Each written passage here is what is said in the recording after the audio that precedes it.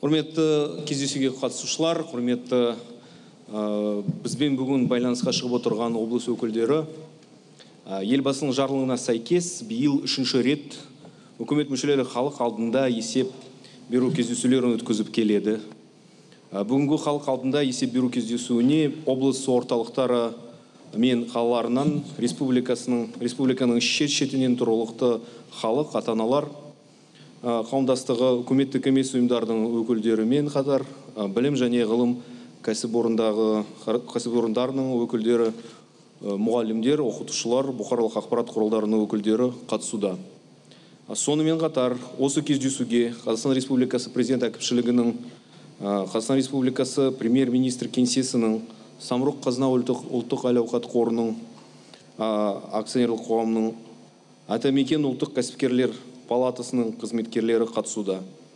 Кездесу Хабар 24 телеарнасында және BNews ақпараттық порталында онлайн трансляция жүргізілуде.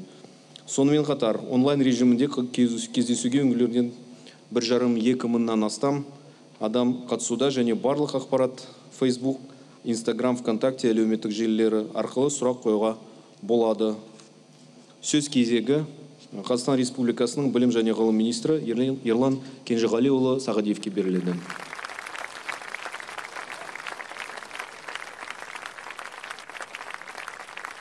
Құрметті әріптестер, құрметті бүгінгі жиналысқа қатысушылар, елбасымыз Нұрсұлтан Әбішұлы Назарбаев 4-ші өнеркәсіптік революцияға арналған биылғы жолдауында адам капиталы елімізді дамытудың ең маңызды бағыты деп атап өтті.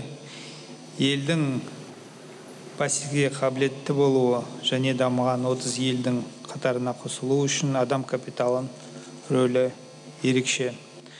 Жолдауда адам капиталын дамыту бойынша бірнеше нақты міндеттер қойылған. Олар балаларды ерте дамыту үшін бірыңғай жаңа программасын жасау, орта білімде жаңа мазмұнға көшуді жалғастыру, жоғарғы сыныптарда кейбір пәндері ағылшын тілінде оқыту, аттестацияның жаңа системасына көшу, мұғалімдердің жалақысын көбейту, цифровизация, жоғарғы сапалы интернет, латын алфавитіне көшу, заң басына қаржыландыру, енгізу және де басқалар. Бұл бағыттар бойынша өткен жылы біраз жұмыстар атқарылды.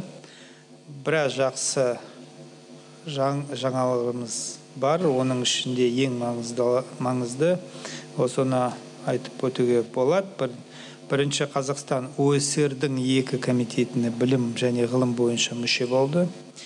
Екіншісі, жаңалық ГИК-те бастауыш біліммен қамту көрсеткіші бойынша әлемде Қазақстан 4-ші орынға шықты. Және бәріңіз білесіздер, осы жылдың басынан бастап ең алдымен жаңартылған мазмұнға көшкен мұғалімдердің жалақысына 30% қосымша ақы төлеуді қарастырдық. Енді шеберлік үшін мұғалімдердің айлықтарын тағы көтеру үшін тестілеу механизмдерін енгізу қажет. Сонымен қатар студенттердің жататын орындарын шешу мәселесін көтеріп, студенттерге қосымша 20 мың грант бойынша нақты тапсырма берілген. Осының бәріне елбасына, білім саласына арнайы назар аударып қолдау көрсеткен үшін оқушылардың, студенттердің, мұғалімдердің, ата-аналардың атынан рахметімізді айтуға рұқсат етіңіздер. Құрметті әріптестер, 4 жылға арналған білім және ғылым мемлекеттік программасының 3-ші жылы орындалуда бірқатар көрсеткіштерге қол жеткіздік. Шешілмеген мәселелер бойынша тиісті шаралар қабылдап жатырмыз. Жақын арада программаны орындау нәтижесі бойынша президент әкімшілігі бізге жақсы позитивті баға берді. Енді қысқаша білім саласы туралы деңгеймен айтып өтейін. Бірінші, мектепке дейінгі білім бойынша. Ағымдағы жұмысты айтсақ, балабақшалар санының көбейттік, әсіресе жекеменшік балабақша көп ашылды. Қазір балаларды балабақшалармен қамту саны жарым пайызға жетті. Біздің алғашқы жоспарымызда 0-ші сыныпты енгізу 2019 жылға қойылған. Бүгін бірыңғай программа мен мұғалімдерді дайындау кестесі дайын, оқулықтар экспертизадан өтті. Енді 400 мыңға жуық балаларға 0-ші сыныптың жаңа оқулықтарды басу керек болып тұр. Латын әріпіне көшетін болғасын, оқулықтарды бір жола латынша басқан жөн деп санаймыз. Бұл қаражат жағынан да тиімді, сондықтан 0-ші сыныпты енгізу 2020 жылға латиницада бір жолата қойып отырмыз. Латынға көшуге 4 комиссия жұмыс істеп жатыр. Терминология және әдістемелік комиссиясының білім министрлігі өзі басқарып отыр. Осы мәселе бойынша қазір көп жұмыс жасап жатырмыз. 2020 жылға 0-ші сыныпқа дайын боламыз. Орта білім беру бойынша жаңартылған білім мазмұнына кезең-кезеңмен көшуді жалғастырып жатырмыз. Былтырғы жылы бәріңіз білесіздер, 1-ші, 2-ші, 5-ші, 7-ші сыныптар өтті. Жаңа оқу программасы және жаңа оқулықтар кезең-кезеңмен дайындалуда. Алдағы 2018 оқу жылынан бастап қосымша 3-ші, 6-ші, 7-ші сынып, 8-ші сыныптар қосылып, жаңартылған білім беру мазмұнына көшу 70%-ға орындалады деп есептеуге болады. Жаңа осы сыныптарға арналған оқулықтар дайын. Қоғамдық бағалау порталында макеттері қойылды және апробация жүргізілуде. 10-11 сыныптарда 4 пәнді ағылшын тілінде оқыту бойынша көп дайындық жұмыстарын жүргізіп жатырмыз. Ол оқулықтарды методикалық кешенді дайындау, мұғалімдердің дайындығын арттыру және ата-аналар мен мұғалімдермен талқылауды жалғастырып жатырмыз. Оның себебі бізге дайындықты ең алдымен соны бәрін нақты түсіну қажет болып тұр. Окончательный график перехода на преподавание нескольких предметов в старшей школе на английском языке еще обсуждается. Есть большие сдвиги, позитивные. Ну и, соответственно, есть моменты, на которые надо нам еще обратить внимание. В прошлом году более 12 тысяч учителей обучились на языковых курсах. Большинство из них сегодня записалось добровольно на курсы от А2 до Б2, который им дает уровень, возможность преподавать. То есть учителя, дети настроены очень позитивно. Многие директора считают, что это правильно, никого пока не заставлять. Но всем, кто хочет учиться, предоставить полную возможность. Пока принцип добровольности будет в ближайшие годы соблюдаться. Мұғалімдерді аттестациядан өткізу жаңа системасы тестілеу сұрақтары дайын. Тестілеу жұмыстарын келесі айдан бастаймыз. Тестілеу жұмыстарын бүгінгі күні 60 мың мұғалім өз еркімен осы тестілеу аттестацияна жазылды. Ол бізге не көрсетеді? Мұғалімдеріміз білімді, сабақтарын біледі, өзіне сенімді, тестілеуден қорықпайды. То есть 60 тысяч учителей на сегодняшний день на режим тестирования новый добровольно записались. Мы уверены, что наши учителя свой предмет прекрасно знают, уверены в себе, теста не боятся. И гораздо больше, чем мы планировали, записалось на май месяц. О новых правилах аттестации педагогов и совершенствования нормативно-правовых актов в сфере среднего и дошкольного образования более подробно у нас расскажет директор департамента дошкольного и среднего образования Каринова Шолпан Танатовна. Значит, в школе еще одна важная инициатива – это подушевое финансирование. По внедрению подушевого финансирования опыт уже имеется. В дошколе у нас в детских садах данный механизм хорошо заработал. У нас сегодня в Казахстане нужно строить около 150 школ каждый год, только чтобы справиться с приростом населения в целом и с приростом населения в города.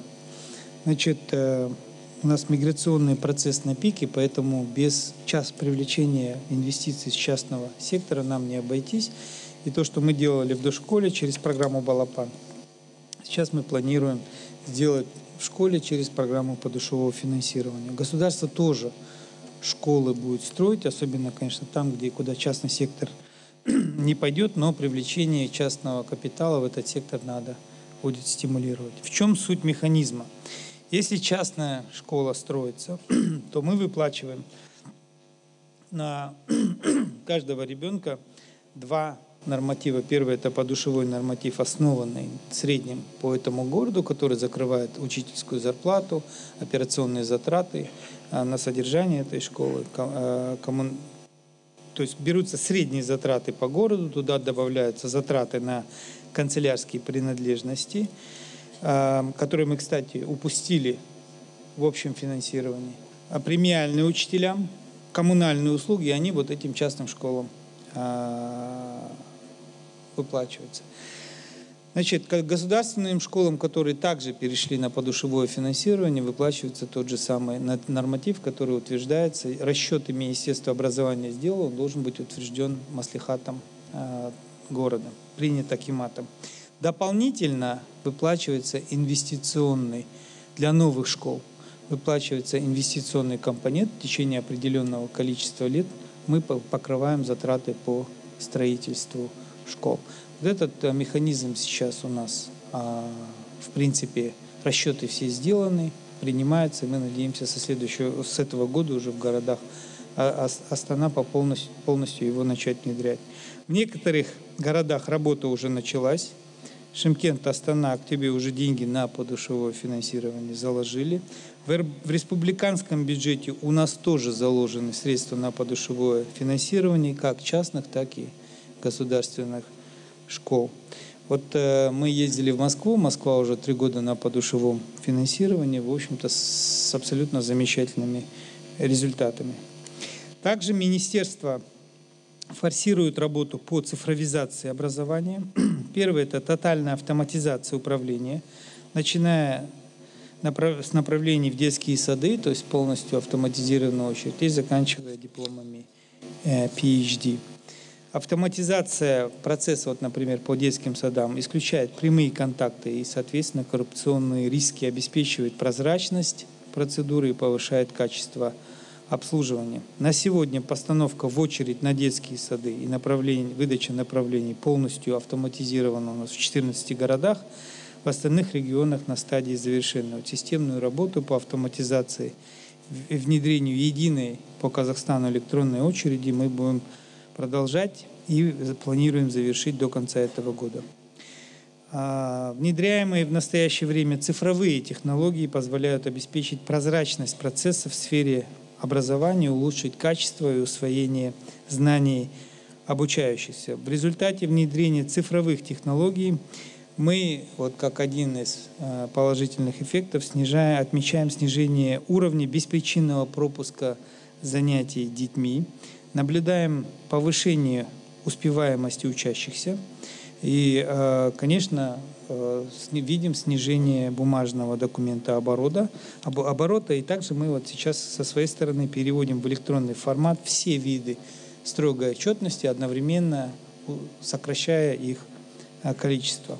Более 4000 школ внедрен электронный дневник «Кундулек». Параллельно в 600 школах функционируют электронные журналы компаний «Балимал» и «Мектеп». Это где-то 3,5 миллиона пользователей, более 200 тысяч учителей и 1,5 миллиона родителей сегодня ежедневно пользуются электронными документами. Значит, он работает у нас каждые 24 часа в сутки, 7 дней в неделю, каждый день. В настоящее время имеются мобильное приложение и мобильная версия системы. Данная версия системы уже активно используется пользователями, то есть в своем сотовом телефоне. За 1 месяц мобильное приложение скачали и используют уже 27 тысяч учителей и 6 тысяч родителей. Применение мобильных приложений позволило усилить родительский контроль и активизировать их участие в учебно-воспитательном процессе и обеспечить доступность для населения. Второе – это широкое использование цифровых образовательных ресурсов. Мы подключили 40 тысяч видеолекций, интерактивных уроков в каждой школе. Знаете, что там, где нет интернета, они размещены на серверах в самих школах. И вот теперь наша задача – это внутри школы провести Wi-Fi, прокладывать кабели до каждого класса, покупать видеооборудование как за счет местных бюджетов, республиканского бюджета. Ну и вот сегодня мы в Мажилисе принимали закон по кредиту Всемирного банка, 67%, которые будут потрачены на видеооборудование для особенно малокомплектных сельских школ. Значит, наша задача довести оснащение классов что в ауле, что в городе до 70%. То есть 70% классных комнат должны быть оснащены видеооборудованием. Это учителя это не заменит, но огромная помощь и учителю самому, и ученику, где собраны лучшие видео со всего мира по физике, по химии, по биологии, истории, языкам и так далее.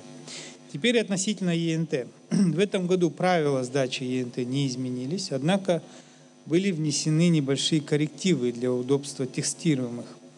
ЕНТ будет состоять из 5 предметов, 3 обязательных и 2 на выбор. Сегодня база тестовых заданий обновилась уже на 50% за 2 года. Далее, а также будет дана возможность сдавать ЕНТ на английском языке. Сегодня у нас где-то около 200 детей записалось. Мы думаем, их количество будет гораздо больше уже в этом году.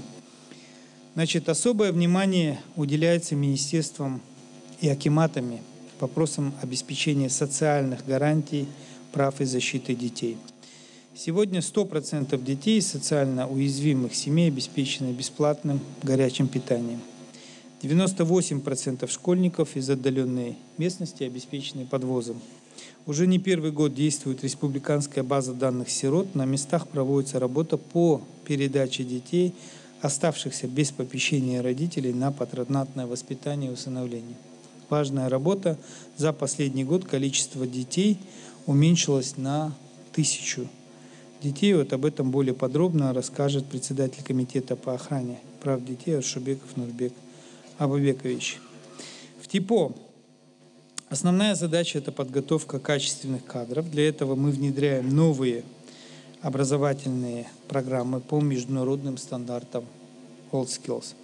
170 новых модульных программ по рабочим квалификациям готовы. В этом году будут подготовлены еще 73.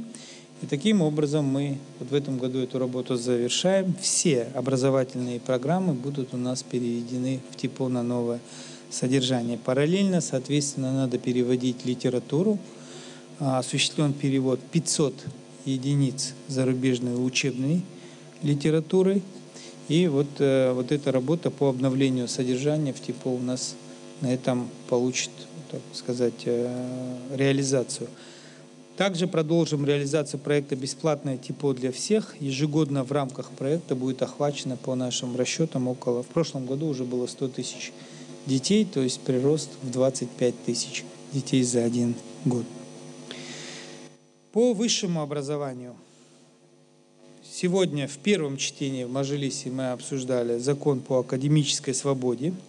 То есть мы движемся в сторону всего мира. Вузы, получив академическую свободу, будут создавать свои образовательные программы, мы их ограничивать не будем. Поэтому и Россия движется, кстати, по этому пути. Вот, как вы знаете, по IT-образованию они планируют делать бакалавриат за 1,5-2 года. То есть мы даем вузам определенную гибкость. Регулирование будет происходить через рейтинг образовательных программ, подготовленный НПП «Атамикен». Первый рейтинг по IT-вузам вчера был опубликован. Атамикен делал особую пресс-конференцию на СЦК. И мы надеемся, что этот рейтинг будет основной ориентир для наших детей, куда надо идти учиться. Он состоит из 4 критериев, это важно понять. Огромная работа была проделана. Первый – это заработная плата выпускника, его трудоустроенность в первую очередь и заработная плата выпускника. То есть мы используем данные ГЦВП, то есть его пенсионные отчисления. Если они есть, значит он трудоустроен. Второе, НПП опросила 200 крупных компаний, у которых есть IT-специальности, и 200 IT-компаний отдельно на предмет, из каких университетов вы берете студентов. Тоже включили в рейтинг. Третье, Атамикен проводит опрос самих студентов на предмет пригодности полученных в вузах зданий. Было опрошено более 2500 выпускников всех вузов. И четвертое, это заслушивание IT-кафедр ассоциациями компаний, IT-компаний, которые знают, по каким предметам надо преподавать. И вот кафедры презентуют свои образовательные программы. Мы до этого презентовали рейтинг ректорам в первичном виде. Вызвало, во-первых, понимание со стороны ректоров, а во-вторых, вот сейчас идет невероятный дух соперничества между вузами. И мы надеемся, что все это абсолютно правильный путь, который приведет к ускоренному обновлению образовательных программ по всему Казахстану. Раз. Вузы начнут фокусироваться на той или иной том направлении деятельности. Два. Третье. Слабые вузы в итоге отсеются. Но самое главное – резкое обновление образовательных программ в высших учебных заведениях. Также в рамках 5 инициатив главы государства министерством запущены 2 проекта. Первое – увеличение заказа на 20 тысяч грантов. Соответствующее постановление правительства принято, комиссия работает. Мы надеемся в ближайшие дни опубликовать. Дополнительно выделено 11 тысяч грантов на технические специальности, 5 тысяч на другие, 3 тысячи на магистратуру и 1 тысяча на докторантуру. Вот мы теперь до всех школьников доведем информацию, каков, по нашему мнению, будет проходной балл, исходя из опыта прошлых лет, но приблизительно, с учетом прошлого года на ту или иную специальность, чтобы ребенок понимал, какова будет конкуренция при поступлении на то или иное направление. Второе, мы впервые запускаем ГЧП-проект по строительству общежитий для студентов вузов и колледжей. На сегодняшний день уже поступили заявки на 66 тысяч мест.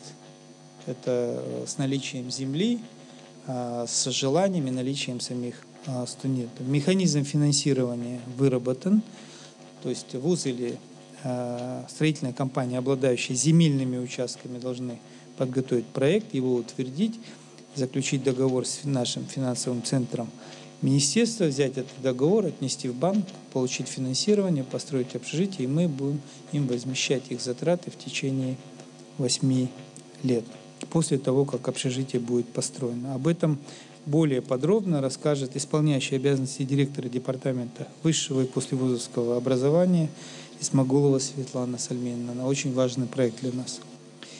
Уважаемые участники отчетной встречи, реформы, проводимые министерством, в первую очередь направлены на подготовку современных конкурентоспособных казахстанцев, способных создавать рабочие места, способных конкурировать в современном мире, способных зарабатывать для себя, для своих детей и для своей страны. Мы должны воспитывать не только патриотов, но и обеспечить образование, гарантирующее выпускникам достойный уровень жизни. В рамках Рухани Жаңғыру реализуется проект «Новое гуманитарное здание. 100 новых учебников на казахском языке», благодаря которому казахстанским студентам будет представлен доступ к самым лучшим, известным, бесценным, доказанным научным материалам. Мы надеемся, что 100 переведенных учебников также будет способствовать улучшению качества подготовки кадров в гуманитарной, особенно сфере, и поднимет конкурентоспособность казахстанского образования на более высокий уровень. Құрметті әріптестер, ата-аналар, елбасы қойған бәрі тапсырмаларды орындау үшін Қазақстан білім саласының 30 дамыған мемлекеттердің деңгейіне көтеру үшін алға тұрған жұмыстарымыз өте көп. Сонымен қатар білім саласында болып жатқан барлық өзгерістерді талқылап, ұстаздар мен ата-аналармен келісіп, оларға осы жаңалықтарды түсіндіріп, тек қана олардың қолдауымен шешілетін болады. Рахмет. Енді ары қарай бірнеше бізде сөйлейтін кісілер бар. Сосын сұрақтарға Мектепке дейінгі тәрбие мен оқыту және орта білім мәселесі бойынша Шолпан Танатқызы Кариноваға сөз беріледі. Құрметті есептік кездесуге қатысушылар, қымбатты әріптестер. Мектепке дейінгі тәрбие мен оқытуда бүгінгі күннің негізгі басымдығы сапаны жоғарылату. Елбасы биылғы жолдауында баланы ерте жастан дамытуға, ерте әлеуеттендіруге басты назар аударды. Осы мақсатта мектепке дейінгі тәрбие мен оқытудың бірыңғай үлгілік оқу бағдарламалары және жоспары бекітілді. Балалардың даму динамикасын анықтауға, олардың жеке дамуын қолдауға мүмкіндік беретін білімі мен дағдысын бағалау жүйесі енгізілді. Ашықтық пен жариялықты қамтамасыз ету мақсатында баланы мектепке дейінгі ұйымдарға кезекке қою мен бағыттауды автоматтандыру белсенді түрде енгізілуде. Ол үшін министрлік тарапынан мемлекеттік қызмет көрсету стандартына тиісті өзгерістер енгізілді. Әдістемелік ұсынымдамалар өзгертіліп толықтырылды. Ата-аналарға, балаларға неғұрлым қолайлы жағдай жасау мақсатында мектепке дейінгі ұйымға алғашқы болып жолдама алу құқығы берілгендер санатына арнайы білім алуға қажеттілігі бар балалар қосылды. Олар бір мезгілде екі кезекте тұра алатын болды. Арнайы және жалпы мақсаттағы мектепке дейінгі ұйымдарға. Кезекті басқару жүйесіне барлық мәліметті қорғауды қамтамасыз ететін технология енгізілді. Жасы бойынша топтарды анықтау үшін баланың жасы ағымдағы жылдың оқу жылының 1 қыркүйегіне есептелетін болды. Бос орындарды бөлу және қызмет көрсету уақыты өзгертілді. Қазіргі уақытта цифрлық Қазақстан бағдарламасы аясында балабақшалардың қызметін толық автоматтандыру жұмыстары жүргізілуде. Орта білім беру жүйесінде жаңартылған білім мазмұнына көшу жалғастырылуда. Биылғы оқу жылынан Назарбаев зияткерлік мектептері жаңартылған мазмұнды енгізу бойынша әдістемелік орталықтар болып анықталды. Мектептердің жұмысын жетілдіру мақсатында 20-дан астам нормативтік құқықтық актілер бекітіліп, әр мектепке жеткізілді. Разрешите остановиться некоторых основных. Утверждены государственные образовательные стандарты с 1 по 11 класс по обновленным программам образования. Пересмотрена система оценивания, начато осуществление перехода на критериальную систему оценивания учебных достижений обучающихся. 1, 2, 5, 7 классы в этом учебном году оцениваются по-новому.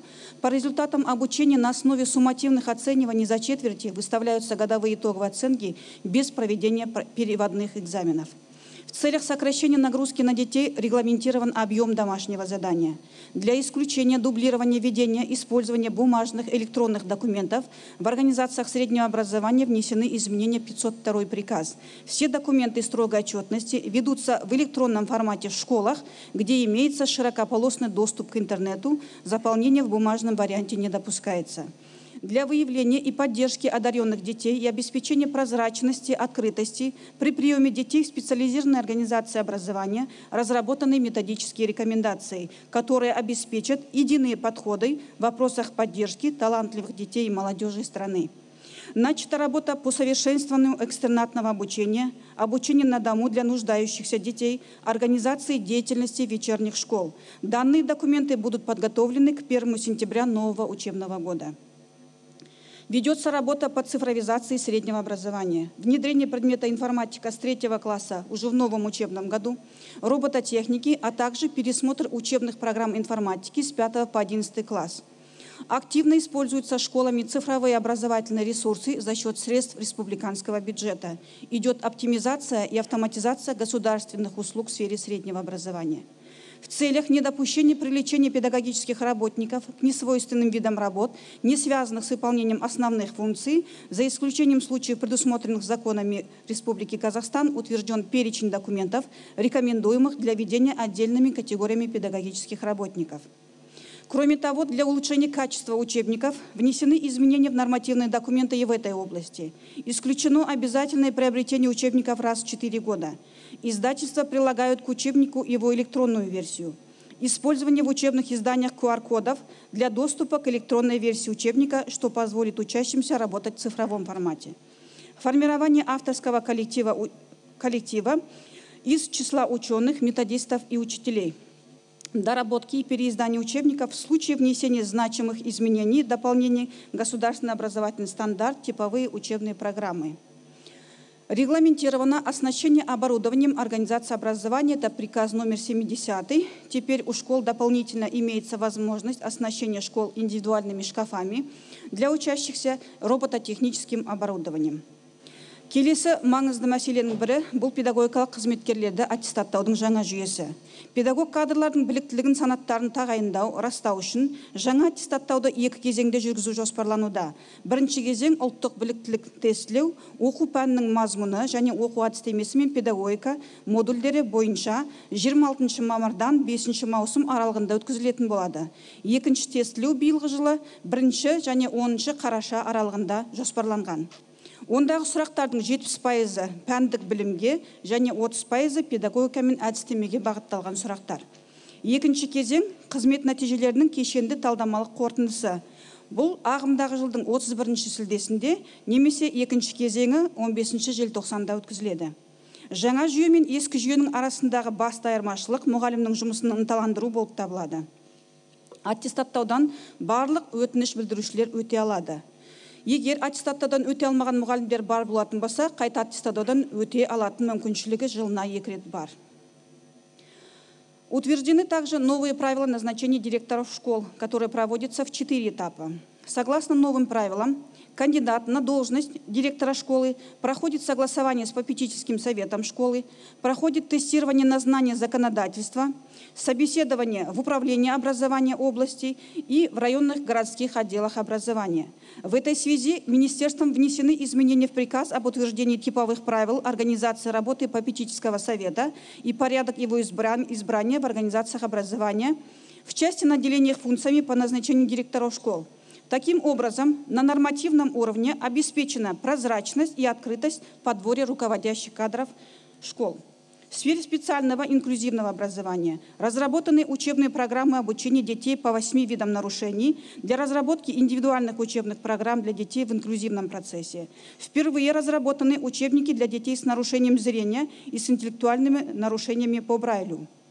В целом, охват обучением и воспитанием детей с особыми образовательными потребностями составляет на сегодня 92,2%.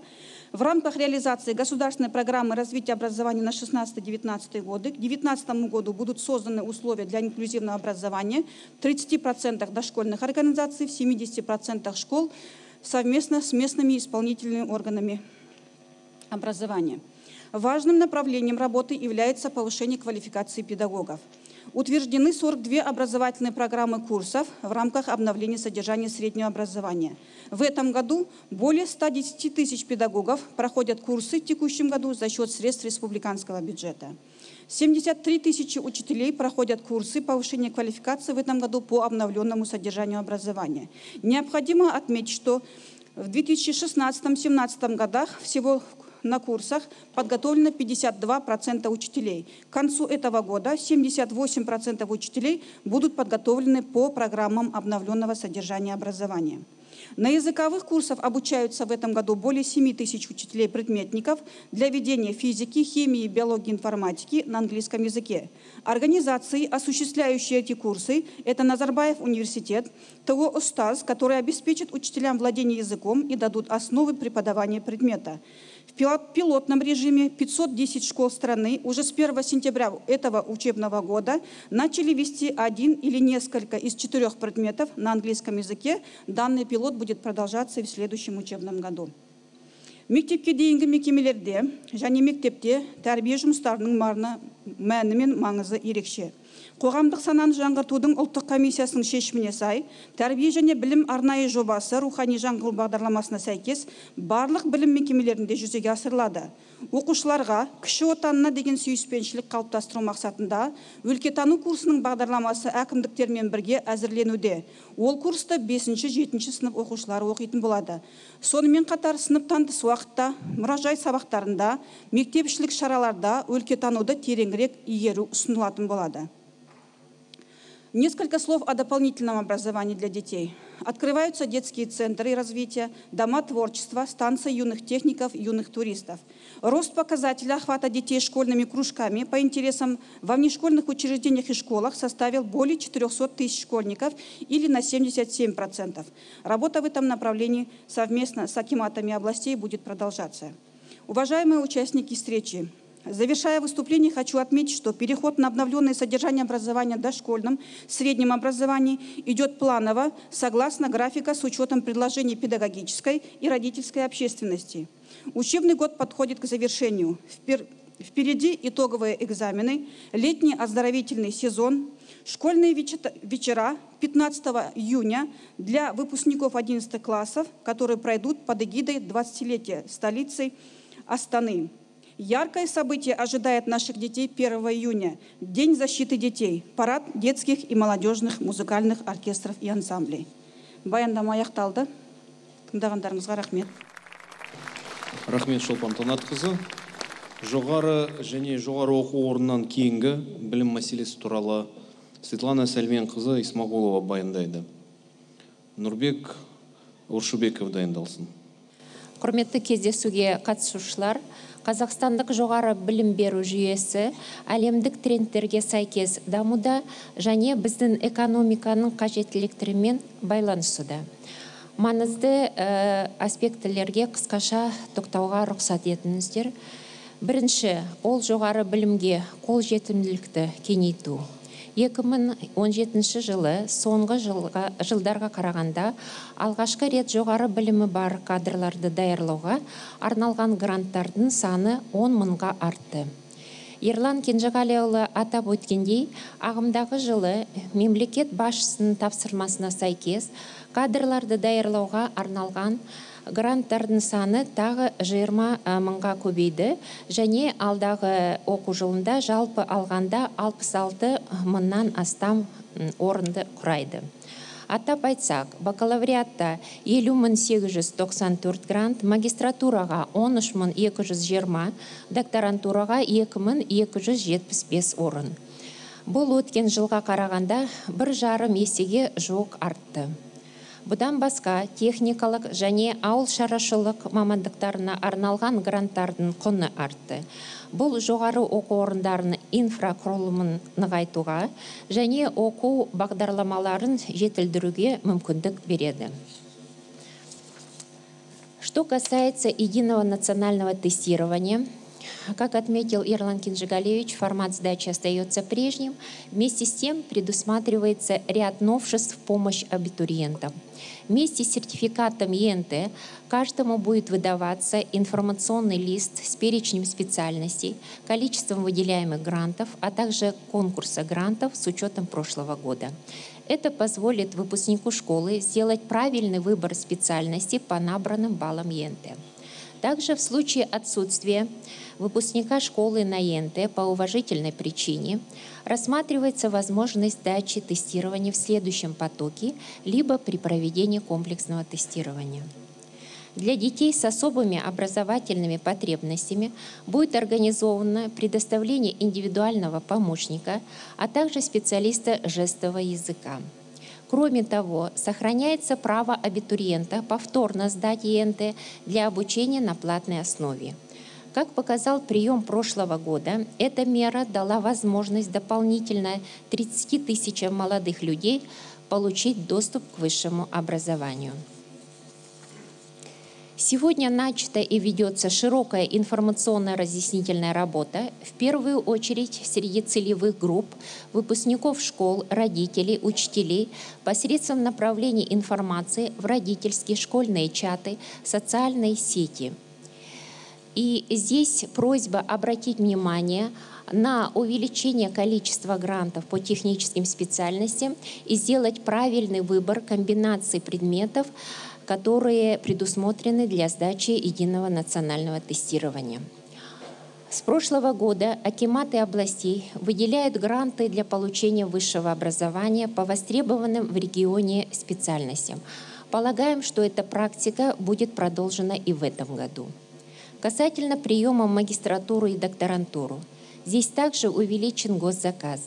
Кроме того, по отдельным специальностям магистратуры претендентам предоставляется возможность вместо 2 вступительных экзаменов сдать один комплексный тест на английском языке по формату GMAT и затем выбрать по желанию вуз для обучения. Следующим направлением работы министерства является повышение качества подготовки специалистов путем расширения академической и управленческой самостоятельности вузов, которая предусматривается в новом законопроекте.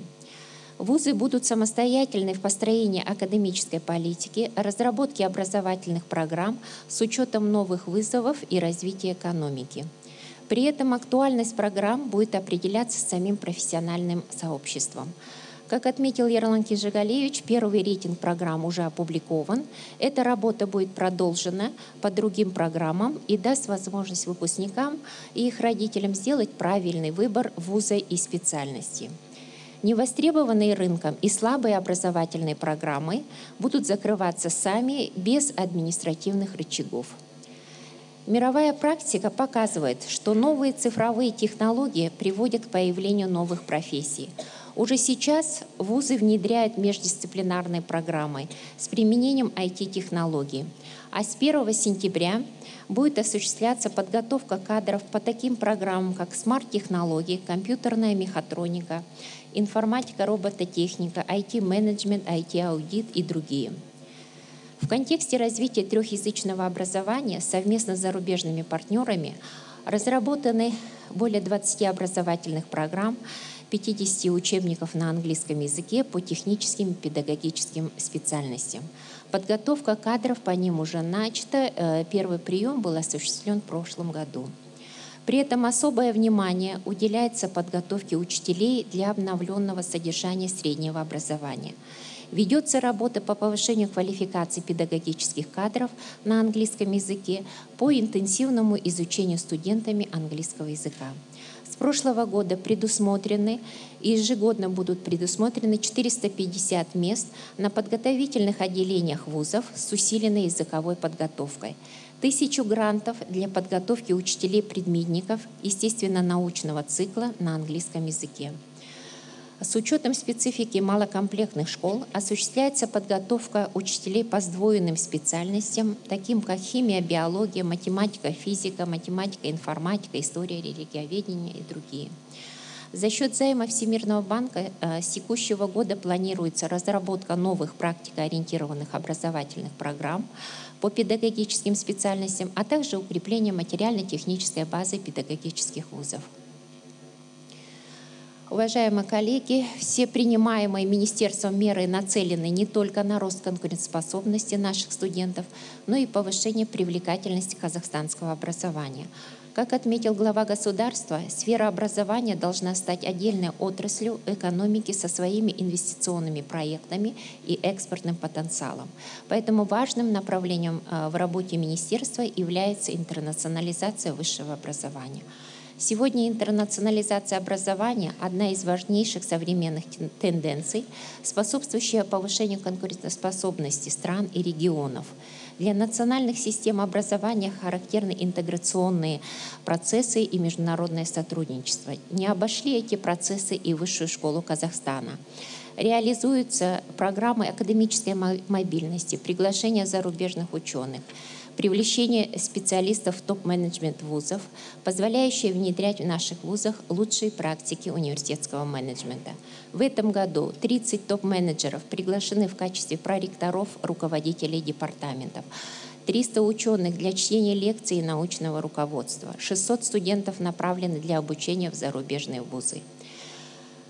Кроме того, для привлечения иностранных студентов проводятся выездные ярмарки, дни казахстанского образования за рубежом. В целом, задача привлечения иностранных студентов решается в рамках реализации проекта развития образовательного хаба как драйвера новой экономики. Как видите, перед системой высшего образования поставлены масштабные задачи, и их успешная реализация зависит от участия общественности. То есть вклад каждого из нас будет влиять на качество и результат. Спасибо за внимание. Рахмет. Балалар құқықтарын қорғау мәселесі туралы Нұрбек Абубекұлы Оршубеков баяндайды. Саламатсыздар, құрметті есептік кездесуге қатысушылар. Бүгінгі таңда елімізде 5 миллион 600 мыңнан астам бала өмір сүріп жатыр. Оның ішінде 3 миллионнан астамы мектеп жасындағы балалар, 2 миллионнан астамы мектепке дейінгі жастағы балалар. Балалар құқықтарын қорғау комитеті өз жұмысында балалық шақ мәселесімен айналысатын 11 министрлік және барлық жергілікті атқарушы органдардың қызметін үйлестіреді. Заман талабына сай елімізде жыл сайын балалардың құқықтарын және олардың мүдделерін қорғайтын заңнамалық құжаттарға өзгерістер мен толықтырулар қабылдануда. 2017 жылда бұндай өзгерістер қабылданды. Атап айтсақ, халықаралық тәжірибеге сүйеніп қабылдаушы және қонақ отбасы түрлері түсініктер енгізілді. Жетім және ата-анасының қамқорлығынсыз қалған балалардың республикалық банк деректері түсініктері және жұмыс істеу принциптері заңнамалық актілерге енгізіліп, бүгінгі күні жүзеге асырылуда. Одним из основных направлений в деятельности комитета по охране прав детей является работа по снижению количества воспитанников в детских домах путем размещения их в семьи казахстанских граждан. Сегодня это определение детей под опеку, попечительство, патронат, усыновление. С 2017 года на законодательном уровне урегулированы вопросы передачи детей в приемные и гостевые семьи. Все эти формы семейного устройства материально гарантированы государством. Последние годы сохраняется тенденция уменьшения количества воспитанников в детских домах, и как следствие идет сокращение числа самих детских домов.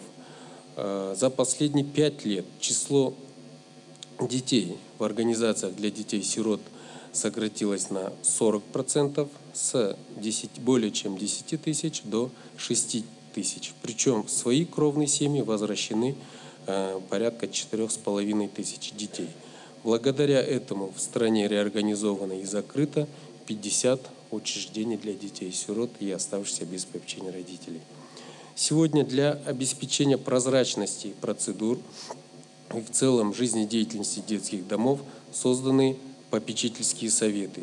Действует Республиканский банк данных детей-сирот и детей, оставшихся без попечения родителей. С целью социализации воспитанников детских домов в рамках государственной образовательно-накопительной системы с 2014 года каждому воспитаннику детского дома были открыты счета на получение образования в вузах и колледжах нашей страны. Благодаря данной программе 7779 воспитанникам учреждений оказана помощь на сумму более 5 миллиардов тенге. В 2017 году 245 выпускников воспользовались и на сегодняшний день обучаются в вузах и колледжах нашей страны. Эта практика будет в будущем и продолжена. Балаларға қатысты құқық бұзушылықтың төмендеуі динамикасына қарамастан, соңғы жылдары қоғамда жан-жақты талқыланып жатқан, оның ішінде баспасөз ақпарат құралдарындағы талқыға жиі ұшырайтын мәселелер ол балаларға қатысты зорлық-зомбылық және қатыгездік көрсету.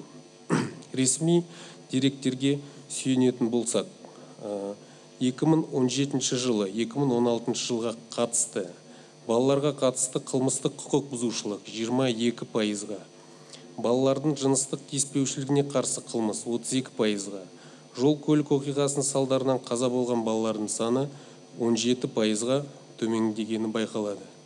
Жалпы кәмелетке толмағандар арасындағы құқық бұзушылық саны 6%-ға кеміді. Өз-өзіне қол жұмсаған балалардың мәселелері өзекті мәселе болып қалуда.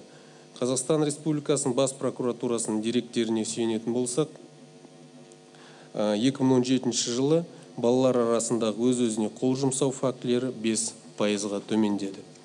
Жылдан жылға өмірдің қиын жағдайына тап болған балалар мен отбасылар саны азаяр емес. Жыл сайын кәмелетке толмағандарды бейімдеу орталықтарында 6000-ға жуық қараусыз және қадағалаусыз қалған балалар келіп түседі. Атап айтсақ, елімізде барлық өңірлерде 20 кәмелетке толмағандарды бейімдеу орталықтары жұмыс атқарып отыр.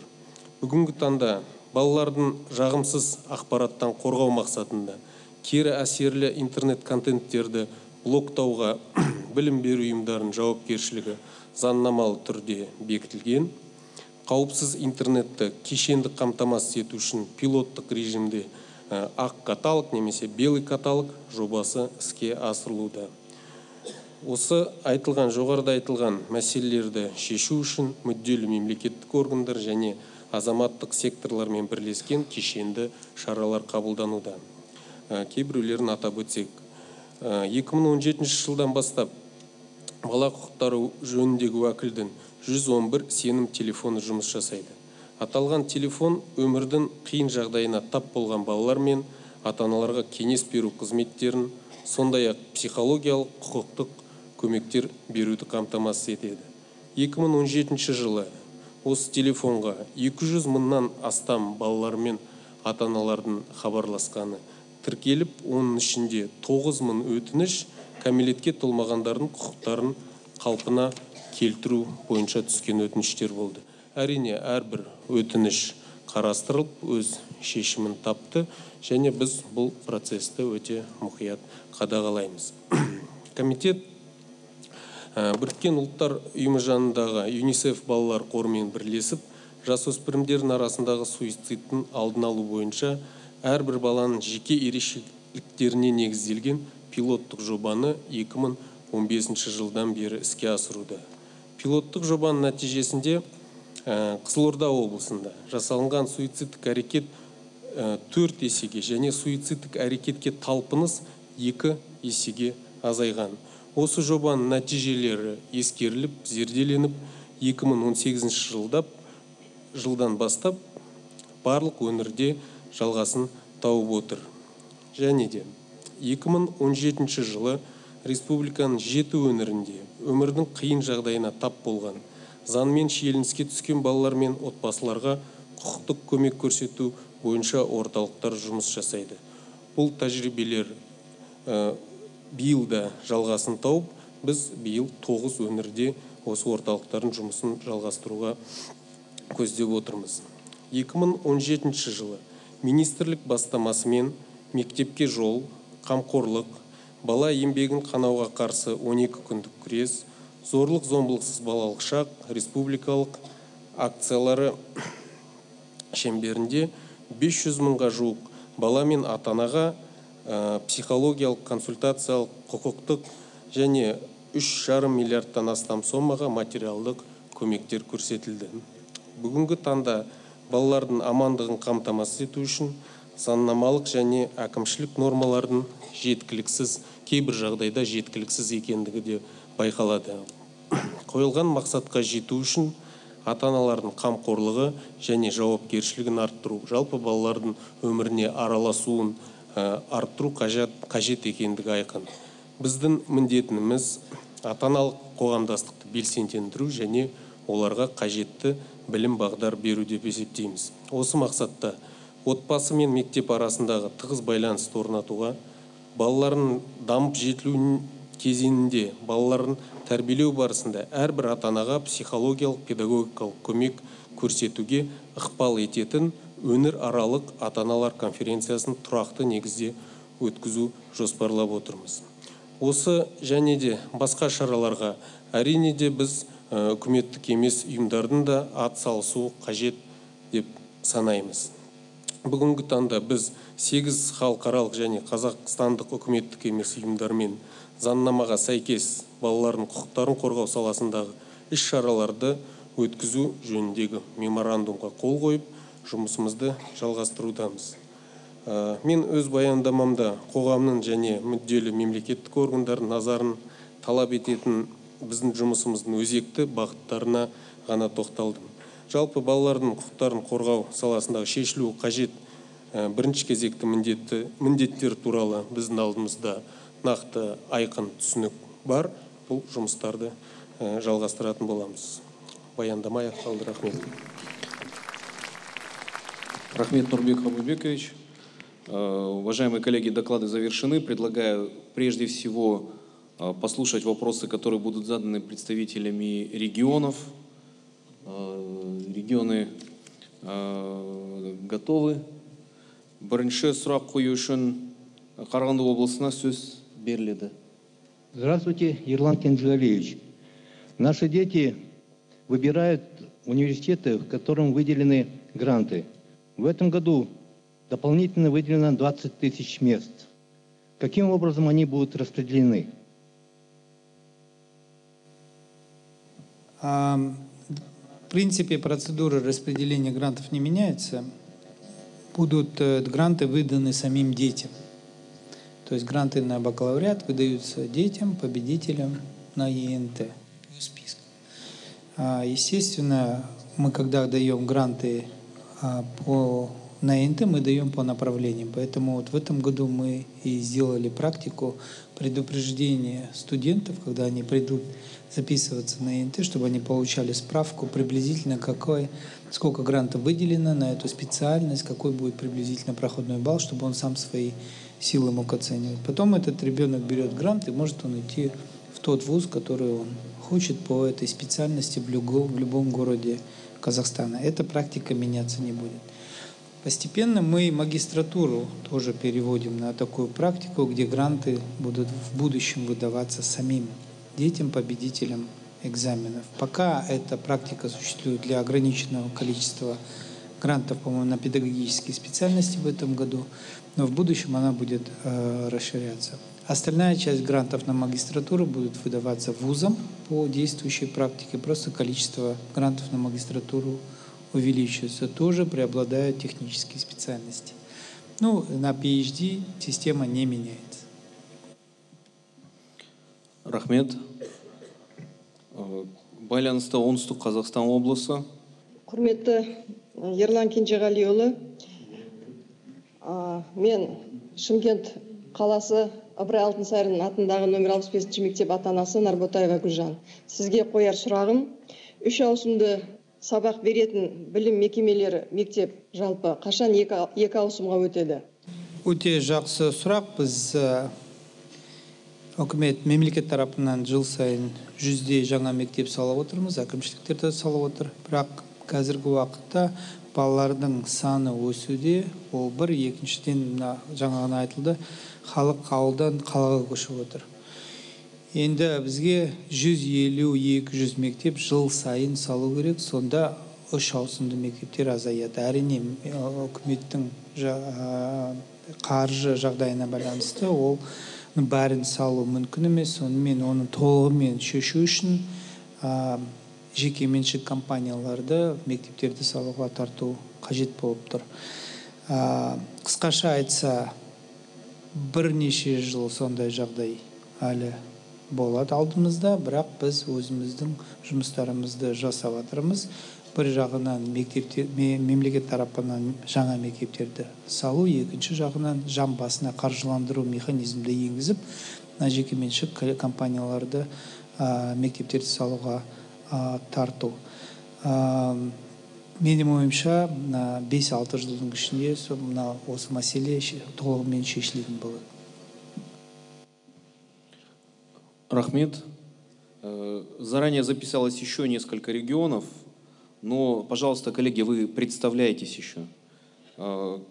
Келесі сөз Павлодар облысы, біздің Павлодар облысының өкілдеріне беріледі. Здравствуйте, уважаемый Ерлан Кенжегалиевич. Жунусова Альмира Булатовна, воспитатель детского сада Айналайн города Аксу. Я работаю воспитателем в детском саду без профильного образования. У меня высшее образование по специальности педагог-психолог. Работа в детском саду мне очень нравится, но опять поступать учиться, чтобы получить образование воспитателя, у меня на это нет возможности. Можно ли решить вопрос, разрешив без профильного образования работать в детском учреждении с педагогическим? Спасибо. Так у вас образование педагогическое или вы просто психолог? Педагог-психолог. Педагог-психолог? Ну, давайте мы тогда рассмотрим. Я думаю, это хороший заданный вопрос. Сейчас у нас действительно не хватает педагогов, особенно в детских садах, в начальной школе, в школе в целом. Поэтому разрешить профильным специалистам без педагогического образования или пройдя, может быть, краткосрочные курсы, работать в детских садах, мы, я думаю, этот вопрос должны в ускоренном порядке рассмотреть и каким-нибудь образом его решить.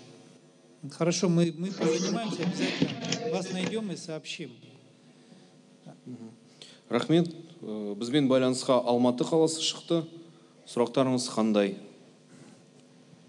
Алматы қаласы. Уважаемый Ерлан Кенжегалиевич, я Жанбурбаев Ильдос Алмабекович, являюсь председателем Совета молодых ученых Института биологии и биотехнологий растения города Алматы. У меня вопрос такой. Как министерство будет развивать и поддерживать молодых ученых? И какие приоритеты вы можете обозначить нам, молодым ученым? Спасибо. Вот только что была большая у нас целая система, да, по распределению грантов. Вот Болотбек Серикбаевич здесь сидит. Значит, мы на огромное количество вопросов ученых ответили за эту весну. Значит, сейчас будет еще один конкурс, где мы специально все сэкономленные средства забронировали на отдельный конкурс, который для молодых ученых будет по тем же принципам, как и в прошлом, рассматриваться.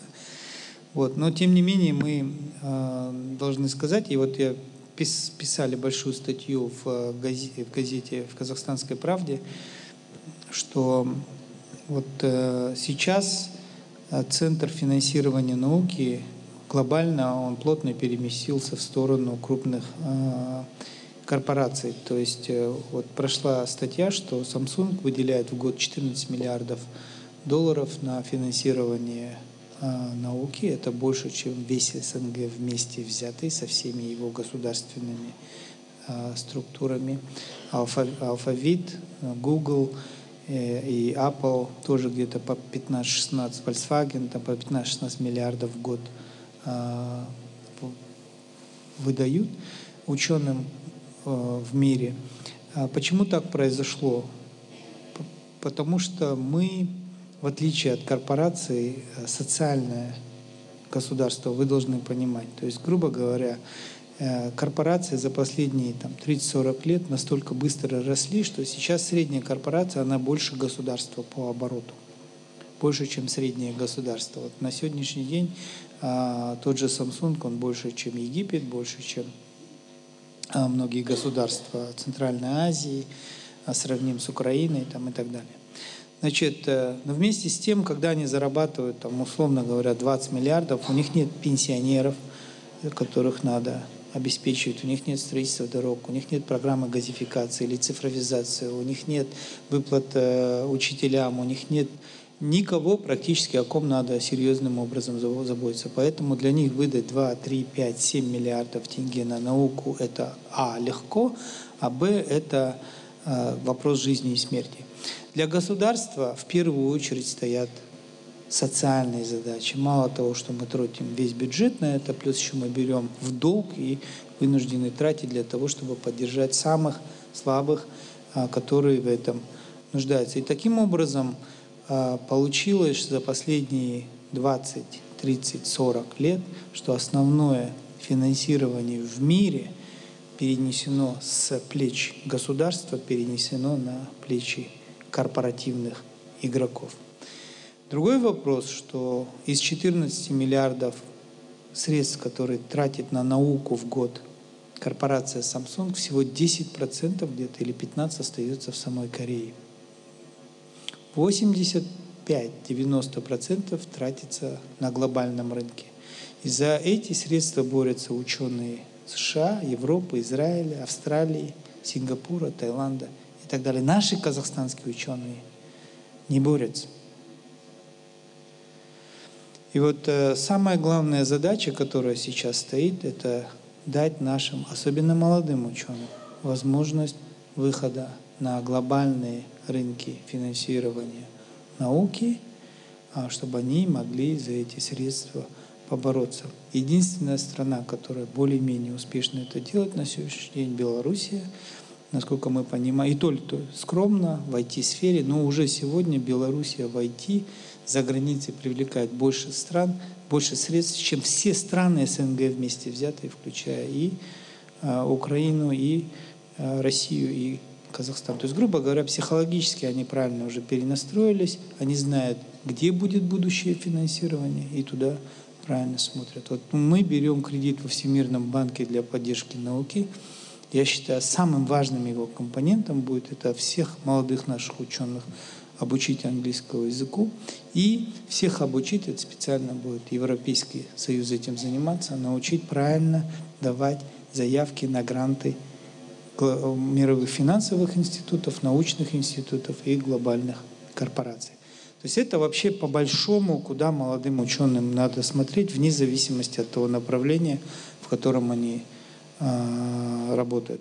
Государство со своей стороны будет делать все возможное для того, чтобы поддерживать именно молодых ученых. Мы и квартиры выделяем для них отдельно. Вот, в этом году в Олимпийской деревне. Спасибо и акимату города Алматы, и вот вице-премьеру нашему Досаеву отдельно за это. Но в целом вы должны понимать, что глобальная наука будущего, она финансируется будет глобальным рынком, и на котором наши молодые, особенно ученые, должны быть конкурентоспособны, так же, как и Израиль, так же, как и Белоруссия, так же, как и ученые других стран. Особенно молодых это касается. Рахмет. Құрметті кездесуге қатысушылар, бүгін осы диалог алаңында көптеген сұрақтар қойылады. Министрліктің арнайы ашылған ресми сайтындағы блокқа хаттар келіп түсуде. Осыған байланысты залда секретариат қызметі жұмыс істейді. Мінекей осында. Залда отырған үшін микрофондар мінекей жұмыс істейді. Сондықтан сұрақтарыңыз бар болып, микрофондардың алдына шығып, сұрақтарыңызды беруге сұраймыз. Уважаемый Ерлан Кенжегалиевич, я Байтурина Улжан Кабиевна. Мой сын учится в 10 классе. В следующем году у нас ждет ЕНТ, поступление в вуз, и в полный рост станет очень серьезная задача – это выбор будущей профессии. Меня как родительницу очень сильно волнует данный вопрос. Какие специальности, на ваш взгляд, в будущем будут более востребованными в нашем постоянно меняющемся мире? Спасибо. Ну, все будут востребованы. Мне кажется, дело не в специальности. Я вообще философ по образованию. Казалось бы, никому абсолютно ненужная специальность. Тем не менее, пригодился, как вы видите.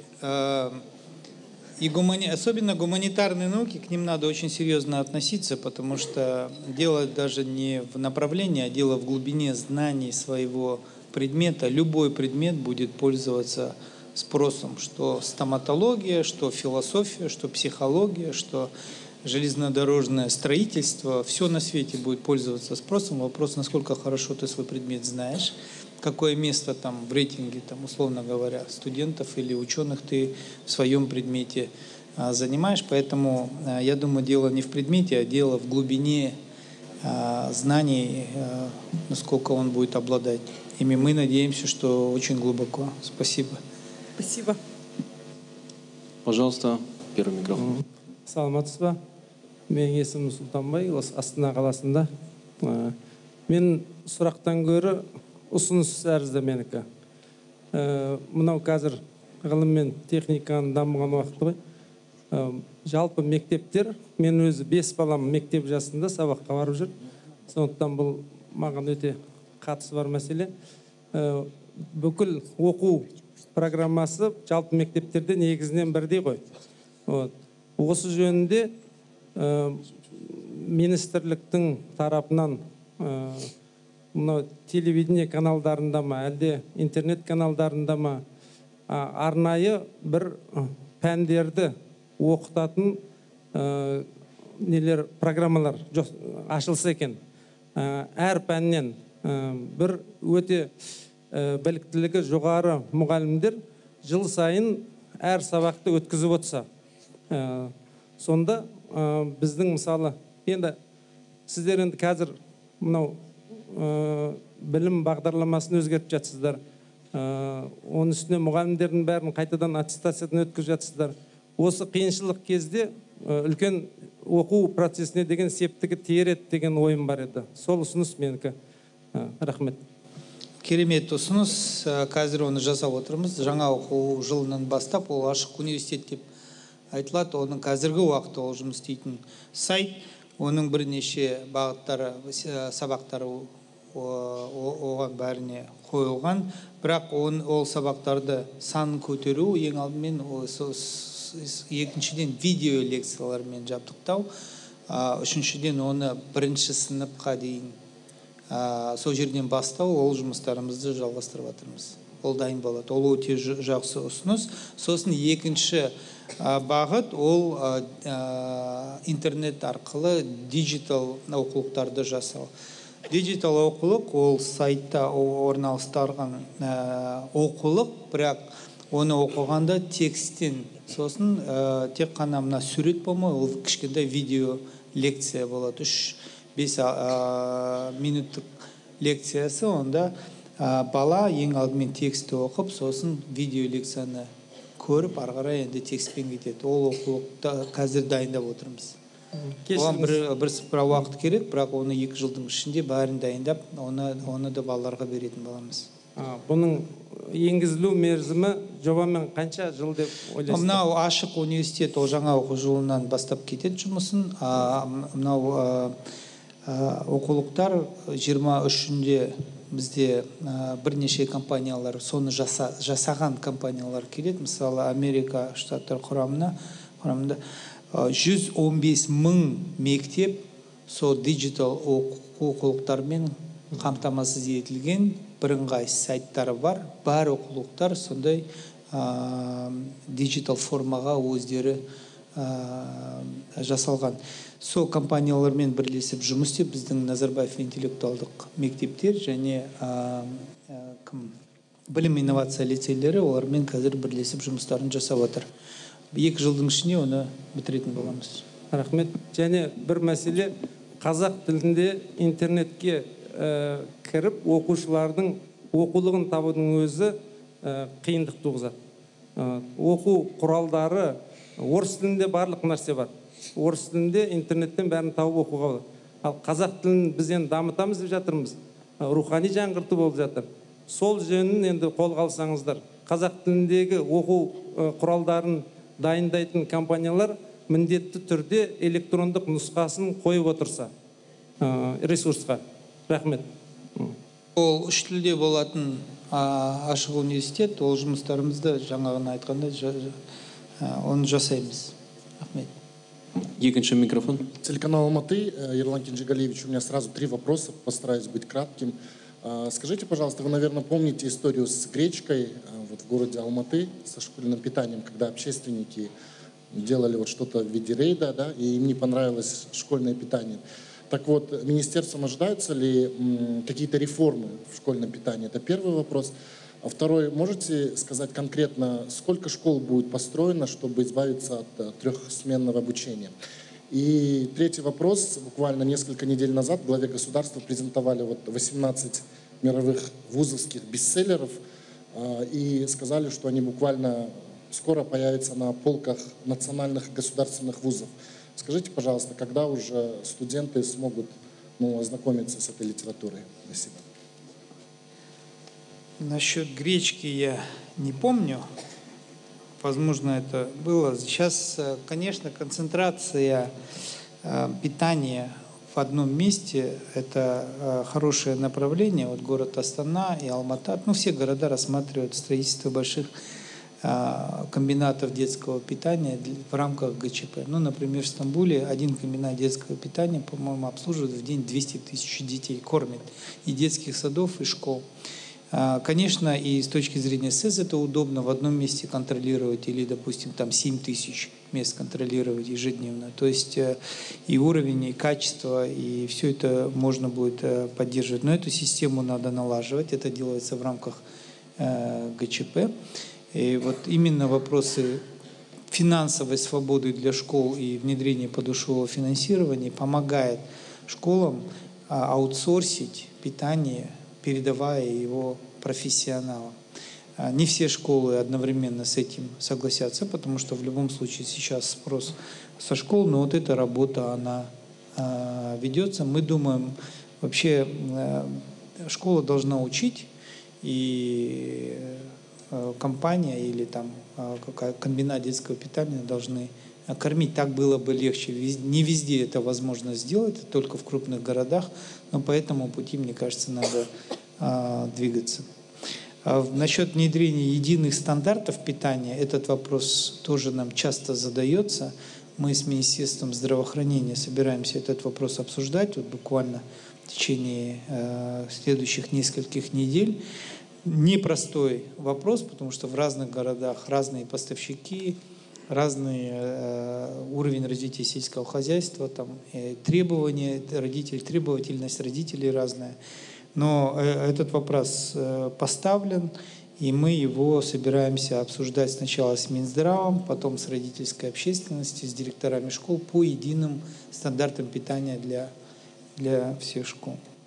Что касается строительства школ, ну, вы знаете, если вы мне ответите, сколько детей родится в 2025 году, я вам отвечу, наверное, сколько нужно будет школ.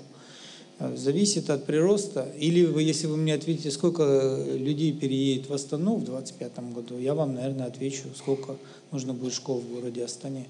Потому что каждый год приезжает по 20 тысяч человек, из них 10 тысяч детей. Это, считайте, 10 новых школ только для города Астаны, по 1000 человек надо. Значит, два процесса, как я говорю, параллельно двигаются, с которыми мы столкнулись. Они очень сильные. Первый – это рост естественного населения, естественный рост населения, что очень хорошо, и миграция в крупные города. Особенно в Астану, в Алмату, в Чимкент, в Атырау, в Актау. Вот, поэтому для этого здесь вопрос же не только, сколько надо построить, вопрос еще, кто будет это строить. Для нас сейчас очень важно, вот как по детским садам, мы по большому счету вопрос решили, и решили его за счет привлечения инвестиций. Надо тот же механизм для нас очень принципиально запустить при строительстве школ. Вот у нас, смотрите, в детских садах на сегодняшний день где-то 50% мест частные, да? В прошлом году 85% детских садов мест было открыто частниками. В высших учебных заведениях тоже около 50% мест у нас построено частниками, они ими оперируют. А в школах у нас всего 1,5%. Поэтому наша задача, чтобы прирост школ, он был в основном обеспечен частным капиталом. Для этого вводится механизм подушевого финансирования, который массу других проблем тоже решает одновременно. Вот. И одна из его тоже основных задач – это привлечение частного капитала в строительство школ. Третий вопрос. Третий вопрос. Бестселлеры. В сентябре они появятся. Мы 1000 экземпляров напечатали.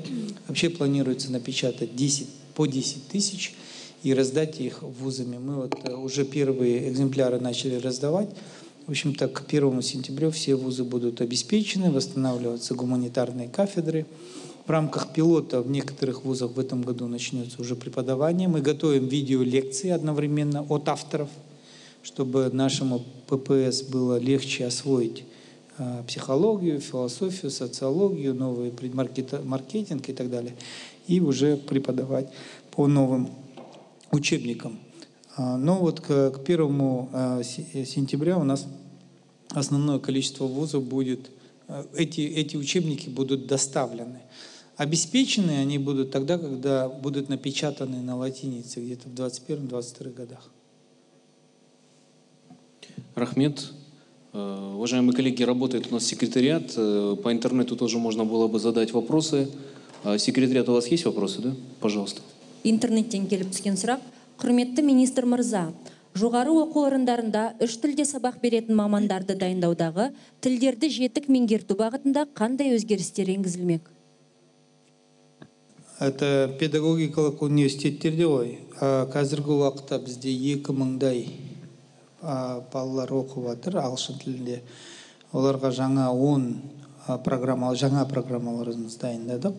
Енді қосымша биыл тағы да 10 программаларымызды дайындаймыз. Сонымен олардың оқулықтары жаңартылған мазмұнына бәрі көшетін болады. Ағылшын тілін оқитын, ағылшын тілінде пән ретінде сабақ беретін мұғалімдердің саны студенттердің арасында біздің ойымызша жыл сайын 1000 грант берілсе, оларға енді 4 жылдың ішінде 4000 балаларға өседі деп есептейміз.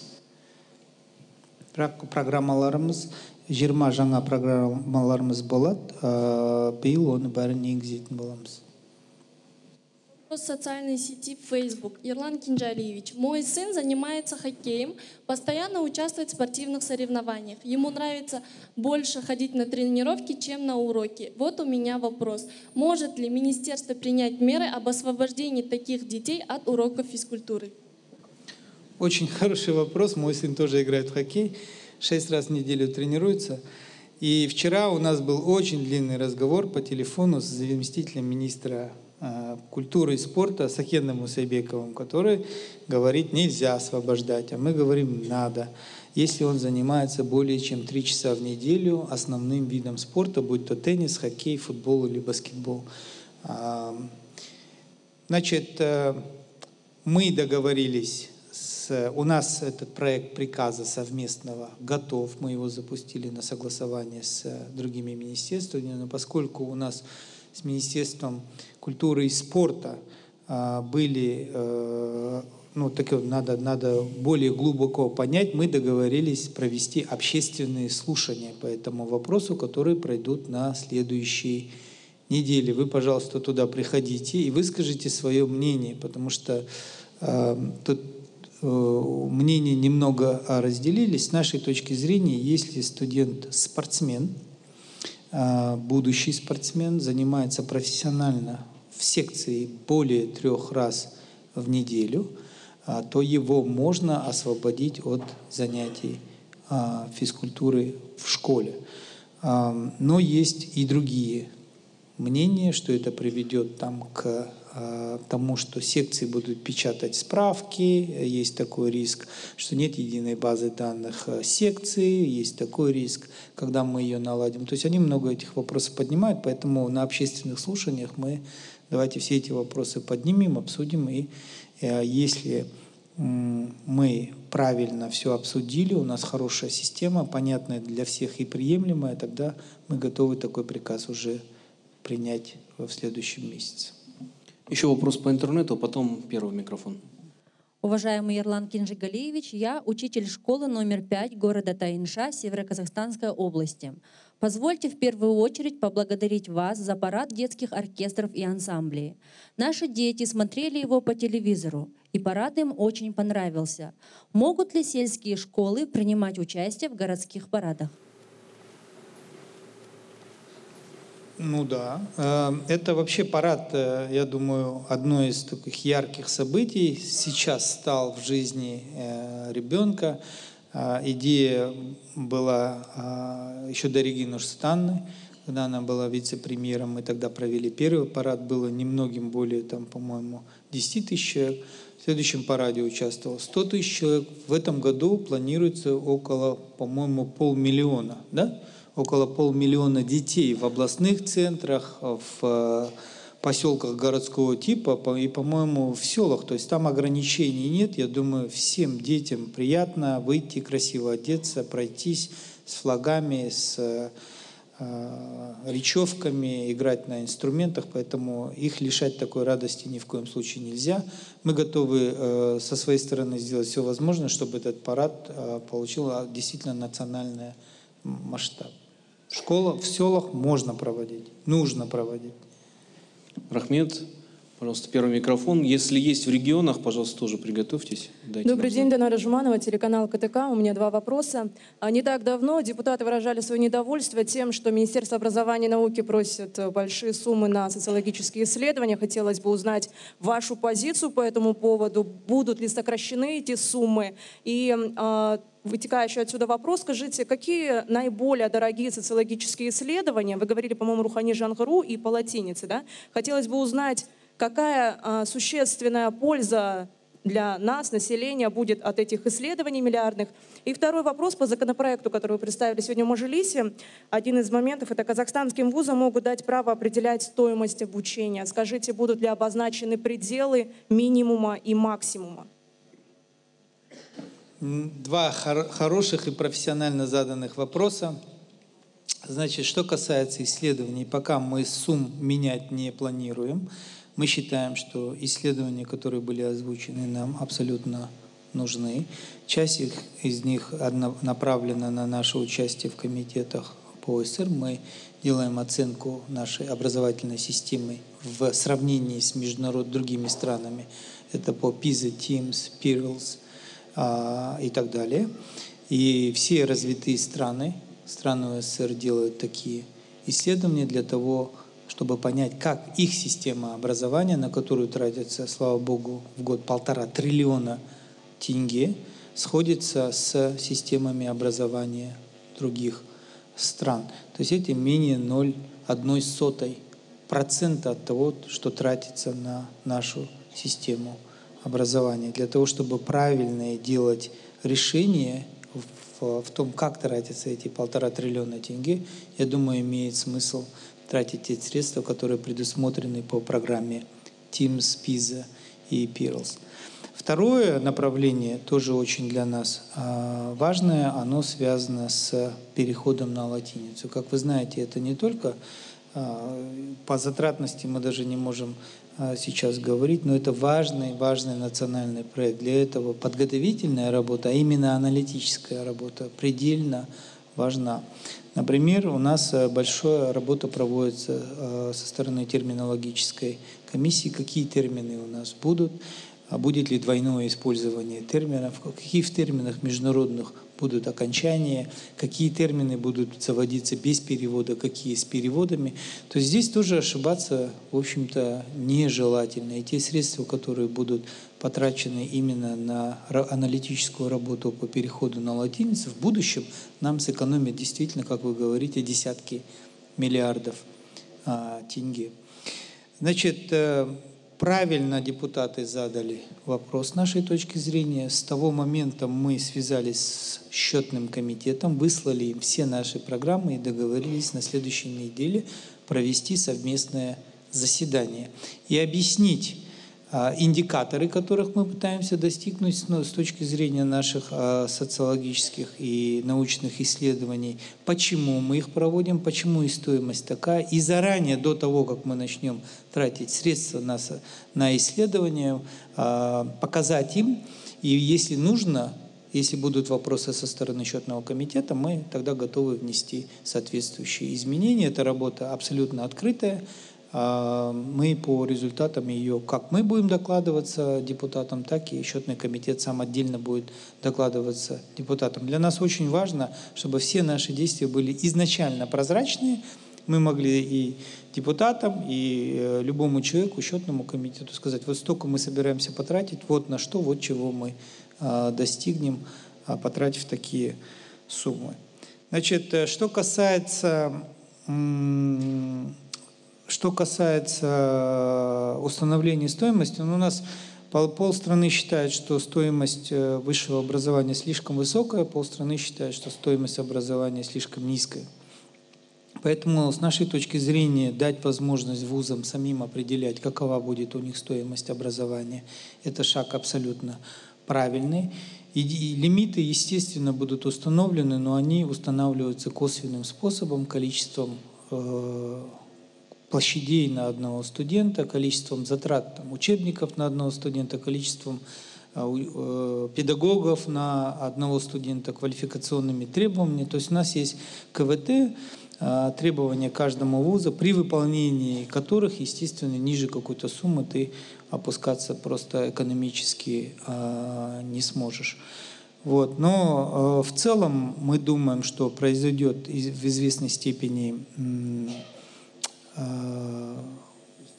естественный отбор, и те вузы, которые дают некачественное обучение. В первую очередь они специализируются, постараются специализироваться. Если это не поможет, естественно, они с нашей точки будут закрываться, поскольку они просто не наберут того количества студентов, которое нужно для экономического сопровождения их деятельности.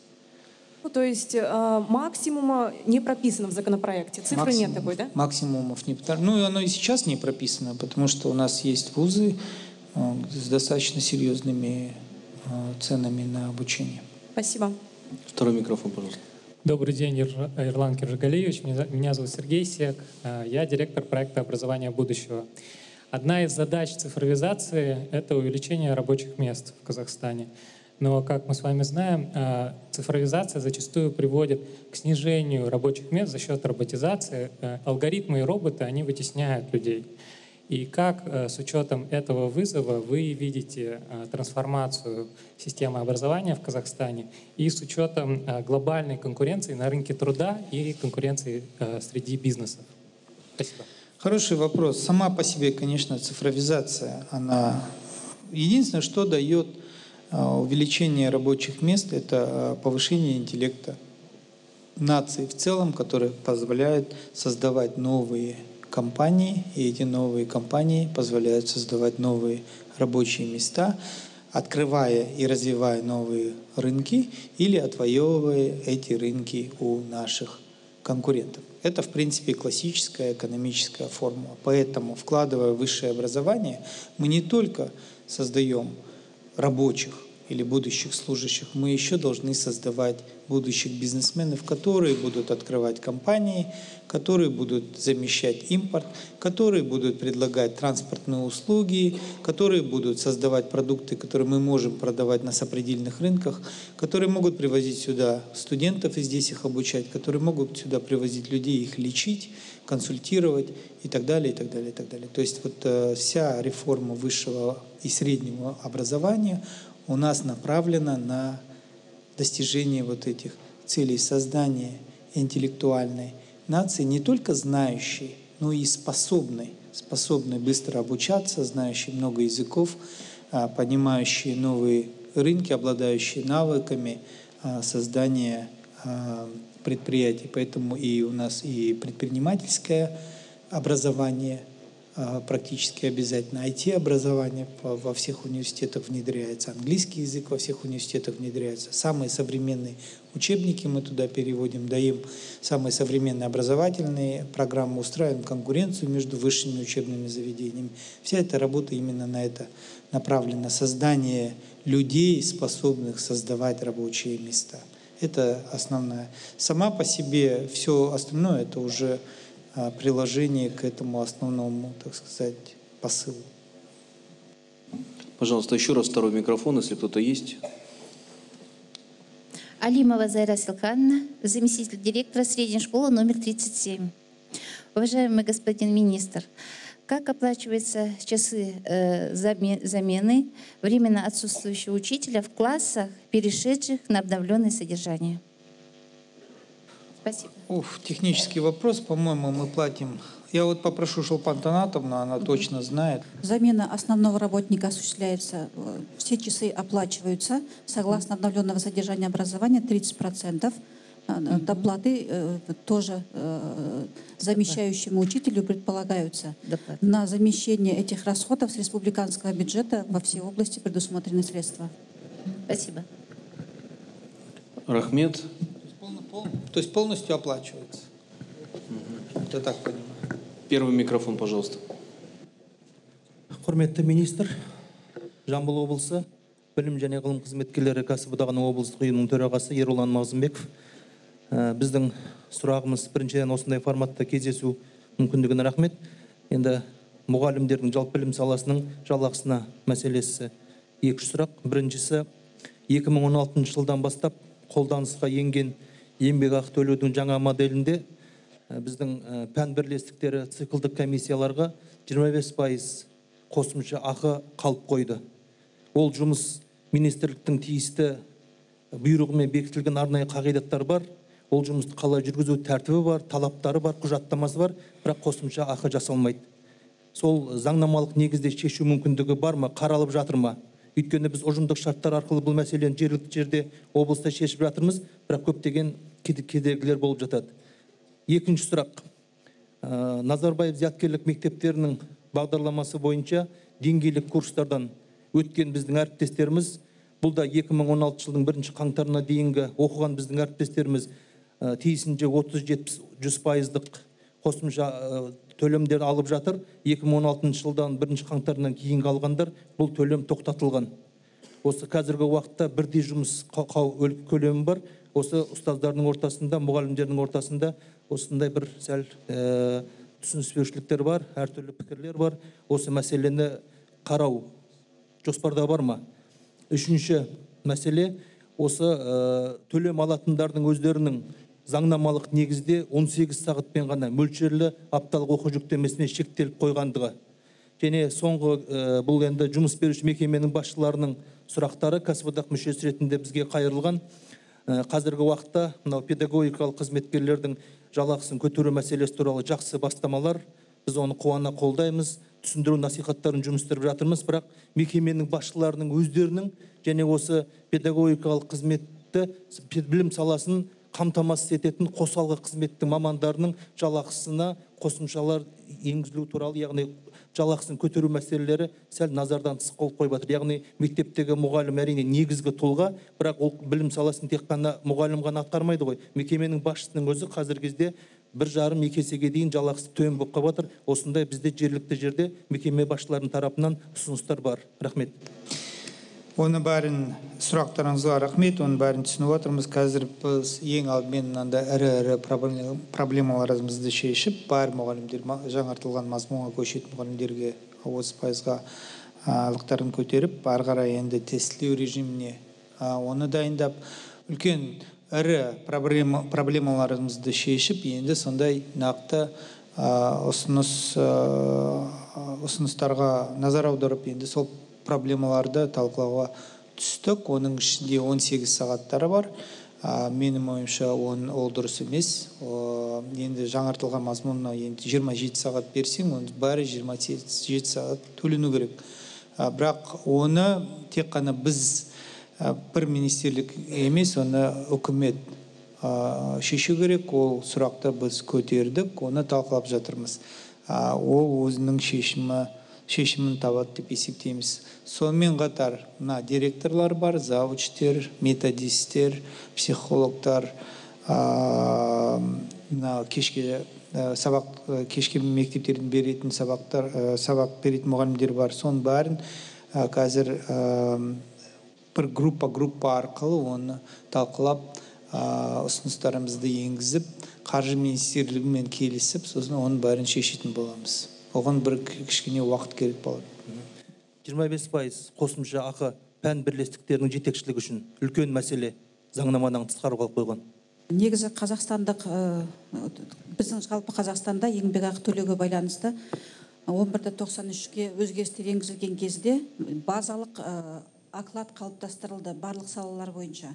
Осы қалыптастыру кезінде осы жылға дейінгі болып келе жатқан үстемақылардың барлығы негізгі мұғалімнің еңбекақысына отырғызылды. Сондықтан қазіргі күні әдістемелік бірлестіктердің басшыларына осы қаражат шынында да төленбей жатыр. Бірақ бұл сұрақты біз Ерлан Кенжегалиевичтің тапсыруымен қарастырып жатырмыз. Екінші сұрағыңыз сіздің деңгейлік курстардан өткен мұғалімдерге байланысты болды. Бұл деңгейлік курстар жаңартылған білім беру мазмұнына енудің бірінші сатысы болатын. 2016 жылға дейін жүргізіліп келді. Бірақ ол курстардағы алдына қойылған мақсаттарға ол курстар жеткізді. Өйткені 16 жылдан бастап барлық елімізде жаңартылған білім мазмұнына көшкеннен кейін 16 жылдан бастап барлық мұғалімдерді жаңартылған білім мазмұны бойынша курстарға бағыттап, жолдап, бүгінгі күні олар 30%-ық үстемақысын алып жатыр. Сондықтан 16 жылға дейінгі деңгейлік курстан өткен мұғалімдердің негізгі мақсаттарына біздің білім саласын жеткізіп, жұмыстарын аяқтады. Қазір ол мұғалімдер толық құқығы бар, осы жаңартылған білім бойынша 30% доплатасын ары қарай алатын болады.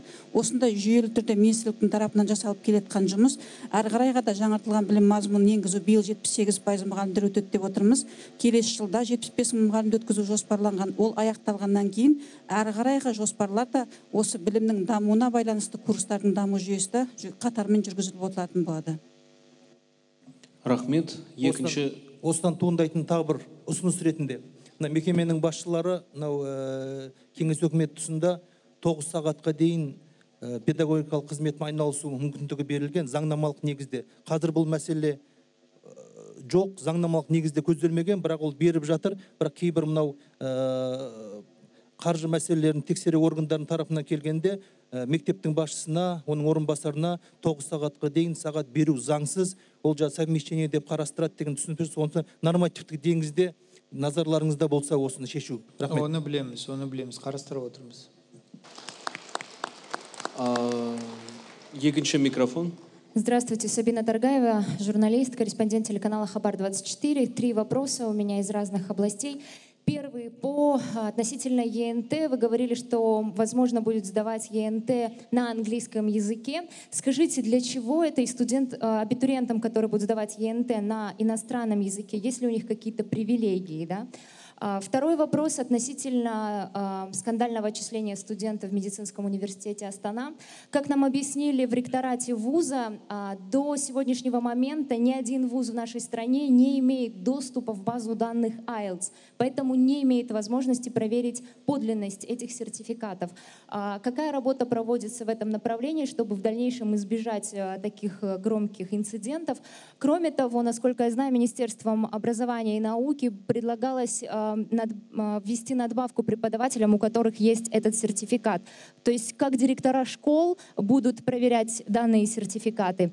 И третий вопрос относительно дошкольного образования. Именно воспитатели детских садов очень часто поднимали вопрос о том, что вынуждены выполнять обязанности, которые не входят в их должностной список, а именно убираться на территориях, участвовать в покраске детских площадок на территории детских садов, подготавливать группы к приезду санэпидемстанции. Как решается этот вопрос? То есть должен ли быть какой-то технический персонал, который этим занимается и так далее? Спасибо. Каких-то привилегий у студентов, которые сдают ЕНТ на английском языке, нету, кроме того, что они хорошо знают английский язык, наверное. В принципе, этого, наверное, для ребенка достаточно. Вопросы одни и те же. Если ему легче сдавать на английском, значит, он выбирает английский язык. Что касается магистратуры и IELTS, то тут я не понимаю, в чем вопрос, причем здесь школа. Магистранты должны для того, чтобы поступить в магистратуру, сдать IELTS. Сдают ли они IELTS или не сдают, они автоматически регистрируются на сайте. Каждый сдающий знает, зарегистрировался он или нет, знает свою оценку, сдал, не сдал, свой результат, и этот сайт высылает этот результат не только школе, но и самому сдающему, а также компании, через которую эта работа была организована. Теперь мы вот сейчас эту ситуацию отсматриваем, будет у нас комиссия вместе с Министерством здравоохранения, мы вызовем туда университет и совместно заслушиваем, как так получилось, и вот что теперь мы должны в рамках правового поля делать. Что касается воспитателей, мне кажется, все вопросы, не все, большинство вопросов такого плана, у нас очень много детских садов, которые частные, маленькие, и государство, наверное, не должно во все взаимоотношения вмешиваться, поэтому для нас очень важно создавать в школах и в вузах, вот как мы сделали наблюдательный совет и попечительский совет, и много таких вопросов, которые касаются жизнедеятельности самой организации образования, выносить на вот эти советы разного уровня, чтобы они между собой обсуждали, договаривались и принимали какие-то решения. Поэтому, я не знаю, если в законодательном плане запретить воспитателю убираться на территории, я думаю, наверное, это государство, я, во всяком случае, не вижу причин в эти вопросы на сегодняшний момент вмешиваться. Поясню по поводу школ. Я имею в виду, что помешает, например, учителям, которые хотят получить надбавку к своему должностному окладу, поступить так же, как студентам медицинского университета и, грубо говоря, купить поддельный сертификат IELTS, если у школы нет возможности проверить его подлинность и доступ в эту базу данных закрыт. Да, нет, у вас неверная информация. У самого человека, который сдает IELTS, есть доступ к базе данных. Он знает, знал он или не сдал. Естественно, когда он предоставляет распечатку, он должен вести себя предельно честно. Если при проверке обнаружится, что он обманывал, это уже другая история. Я не думаю, что мы должны это законодательно все ходить и регулировать. Пожалуйста, первый микрофон есть? Уже нету, да? Второй микрофон, пожалуйста. Қайырлы күн. Астана қаласы номер 50 мектеп лицейінің директорының орынбасары Дәулетбекова Гүлжан Тоғанына. Құрметті министр мырза, ұстаздың материалдық жағдайын көтерсе, осы салаға мықты мамандар келеді. Едәуір сұрақ шешіледі. Қазіргі жалақы көтерілген өзінде ешқандай сырынды көтермейді. Осыған қалай қарайсыз?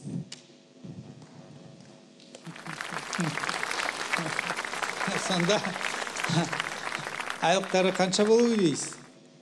Сол жақсы мамандар келу үшін. Қазіргі уақытта Астана қаласында 200 мың болу керек. Вот мысалы, қазіргі уақытта орташа мұғалім 85-84 мың теңге алып отыр. Ол 18 сағат сабақ берсе.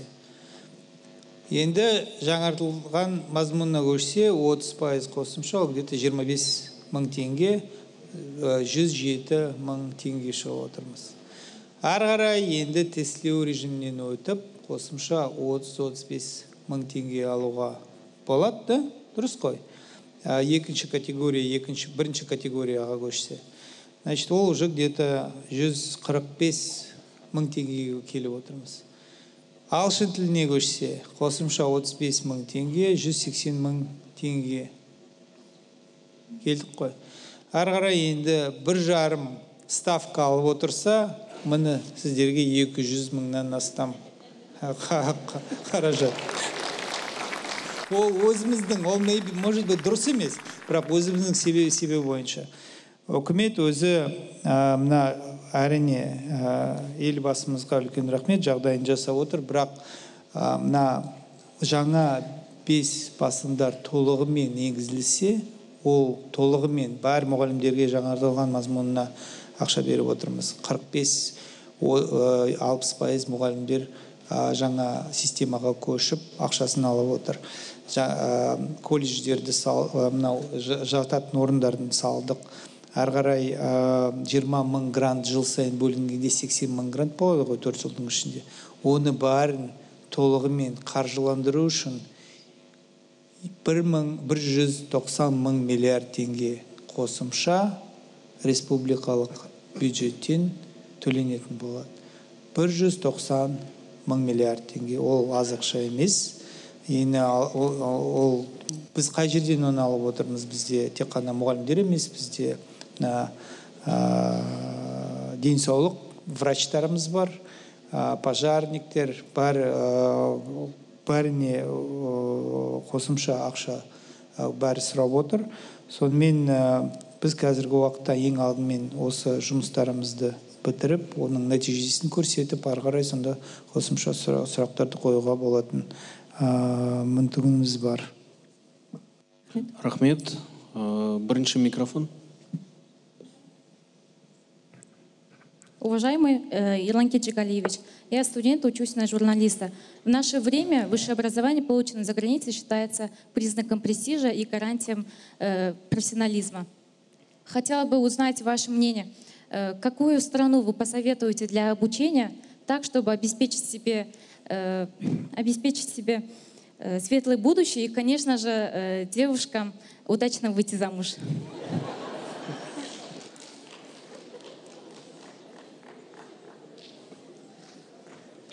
Ну, за казахстанца выходите, и будет удачно, я могу вас заверить. Вообще, конечно, за границей есть разные вузы, и есть вузы очень хорошие, есть очень плохие, как в любой стране. В той же США есть колледжи, где я сам видел, где полицейские ходят с оружием, чтобы все друг друга не покалечили. Поэтому существуют рейтинги. Все, что мы вводим на сегодняшний день во всем мире, это существует. Качественное образование можно получить и здесь, и в любой практически стране. Это не зависит от страны, это зависит от того университета, в котором вы учитесь, это раз. И второе, в первую очередь, на 75% это зависит от вас. Это мой собственный жизненный опыт, и тут неважно, в какой стране ты учишься, важно, как ты учишься в первую очередь, и второе, уже важно, в каком университете ты учишься. Спасибо. И, наверное, завершающий вопрос, пожалуйста. Құрметті Ерлан Кенжеғалиұлы, мен Маханов Бақытжан Еспайұлы, осы ата-аналар комитеттерінің аттарынан келіп тұрмын. Енді сізді спортқа жақын әрі жанашыр ретінде танимыз. Енді сұрақ. Осы қаншама мектептер салынып жатыр. Бізге енді шешілмей жатқан жағдай, мына мектептің спорт залының едені ағаш емес, цементтен құйылады. Біздің мына болашағымыз балдарымыз ғой. Қанша медициналық байқаудан өткенде соны врачтар айтады. Осы бүйрек, мысалы омыртқаның ауруы, жүрек, бауырдың ауруы сонымен сабақтас дейді. Ал бұрын кезде де мысалы еден ағаштан болатын. Қазір енді қарап көрдім мен. Осы қалада 95% мектептің едені цемент екен. Осы мәселе шешіле ма болашақта? Және де мына мектептерде күрделі жөндеуден өткізген кезде оны полға ауыстыруға бола ма екен? Мына екінші сұрағым, мына қала маңындағы ата-аналардың өтініші ұсыныстары, мына балаларымыз осы қалаға қатынап спорттық секциялар келіп қатысады дейді. Енді көбісі айтады, мына волейбол, баскетбол бөлімі бойынша интернат болса дейді. Ма қатынап оқуға ешқандай кедергісіз, осында жатып, оқып, дарынды балалар көп, мына қала маңындағы ауылдарда. Рахмет. Жарайды, оны қарастырайық. Менің ойымша көбісі ол әкімшіліктің құзыретінде жатқан мәселелер, әсіресе интернаттарды салу. Бірақ сол сұрақтарды қазір жазып алып, оны көтеріп қарастырайық. Қазіргі уақытта нақты ұсыныс жоқ. Волейбол, баскетбол секция арқылы әкімшілікпен сол сұрақты көтеруге болады. Қазір бізде бірнеше спорт бағыт бойынша интернаттар жақсы дамып келе жатыр. Бірақ қалада сондай мүмкіндігі бар ма, жоқ па, оны ең алдымен қарастыру қажет. Әрине, интернат ол, оны қарастырайық. Үлкен мәселе. Оны қазір бір сағатқа созылады. Рахмет. Спорт залдар жөнінде шешуге болады ғой? Шешуге болады. Оны түсіну керек. Ол неге өкпе, мынау жүрек жағынан зиян келіп отыр. Ол әкеледі ма, әкелмейді ма, ең алдымен докторлармен сөйлесіп, денсаулық министрлігімен ақылдасып, оны ғылыми деңгейіне көтеріп, оны түсіну керек. Ол дұрыс па, дұрыс емес па, ағаштан салу деген. Соны дұрыс болғасын мен сізден сұраптым ғой. Мен өзімде спортшымын. Маған қаншама ата-аналар, қаншама тренерлер, мұғалімдер соны айтты деп маған өтініш айтқан. Негізі пол дұрыс цементке қарағанда. Жарайды, оны қарастырайық. Түсінікті. Рахмет. Жанғозин осында ғой? Қайын Жанғозин. Айтасың ба? Интернатты саласыңдар ма? Волейбол, баскетбол. Әкімдіктің өкілдері мына жақта отыр, әрине Астана қаласының, әрине оларға мына жақтан келіп, осы нақты сұрақтарды қойға мүмкін. Құрметті қатысушылар, бізде 28 сұрақ қойылған бүгін. Бірақ барлық сұрақтарға бір ғана кездесуде жауап беру мүмкін емес. Сондықтан сұрақтарыңызды министрлігінің блогына ұсынуларыңызды және министрлікте жолдауларыңызды сұраймыз. Ешбір сұрақ жауапсыз қалмайды. Сондықтан қорытынды сөз білім және ғылым министрі Ерлан Кенжеғалиұлы Сағадиевке беріледі. Ал құрметті әріптестер, жаңада көп сұрақ қойылды. Алдымызда жұмыстарымыз өте көп, ол түсінікті. Сұрақтар да көп көтерілетін, айлық жағынан да, қаржыландыру жағынан да, білім саласының ішкі программалар жағынан да, жаңа ғимараттар салынатын мектептер, университеттер керек болып тұр, әсіресе Астана қаласында колледждер керек болып тұр. Оны бәрін түсініп отырмыз, кезең-кезеңмен шешетін боламыз, бірақ айтатыным ең алдымен бәрімізді ақылдасып, апробация жасап, түсіндіріп, тек қана халықтың қолдауымен бар өзгерістер енгізілетін болады. Тағы да бір айтатыным, тек қана осы жылынан бастап, бәріңіз көріп отырсыз, елбасы қандай арнайы назар аударып отыр, білім саласына өзіміздің балаларымызға ең алдымен қосымша гранттарды бөліп, мұғалімдердің айлықтарын көтеріп, жататын көп уақыттан бойы шешілмеген мәселе балалардың, студенттердің жататын орындары, соның бәріне тапсырма беріп, сол кісіге тағы бір рахметімізді айтуға рұқсат етіңіздер. Бәр проблемаларыз шешіледі. Бәріңізге енді тек қана жақсылық тілеймін. Рахмет.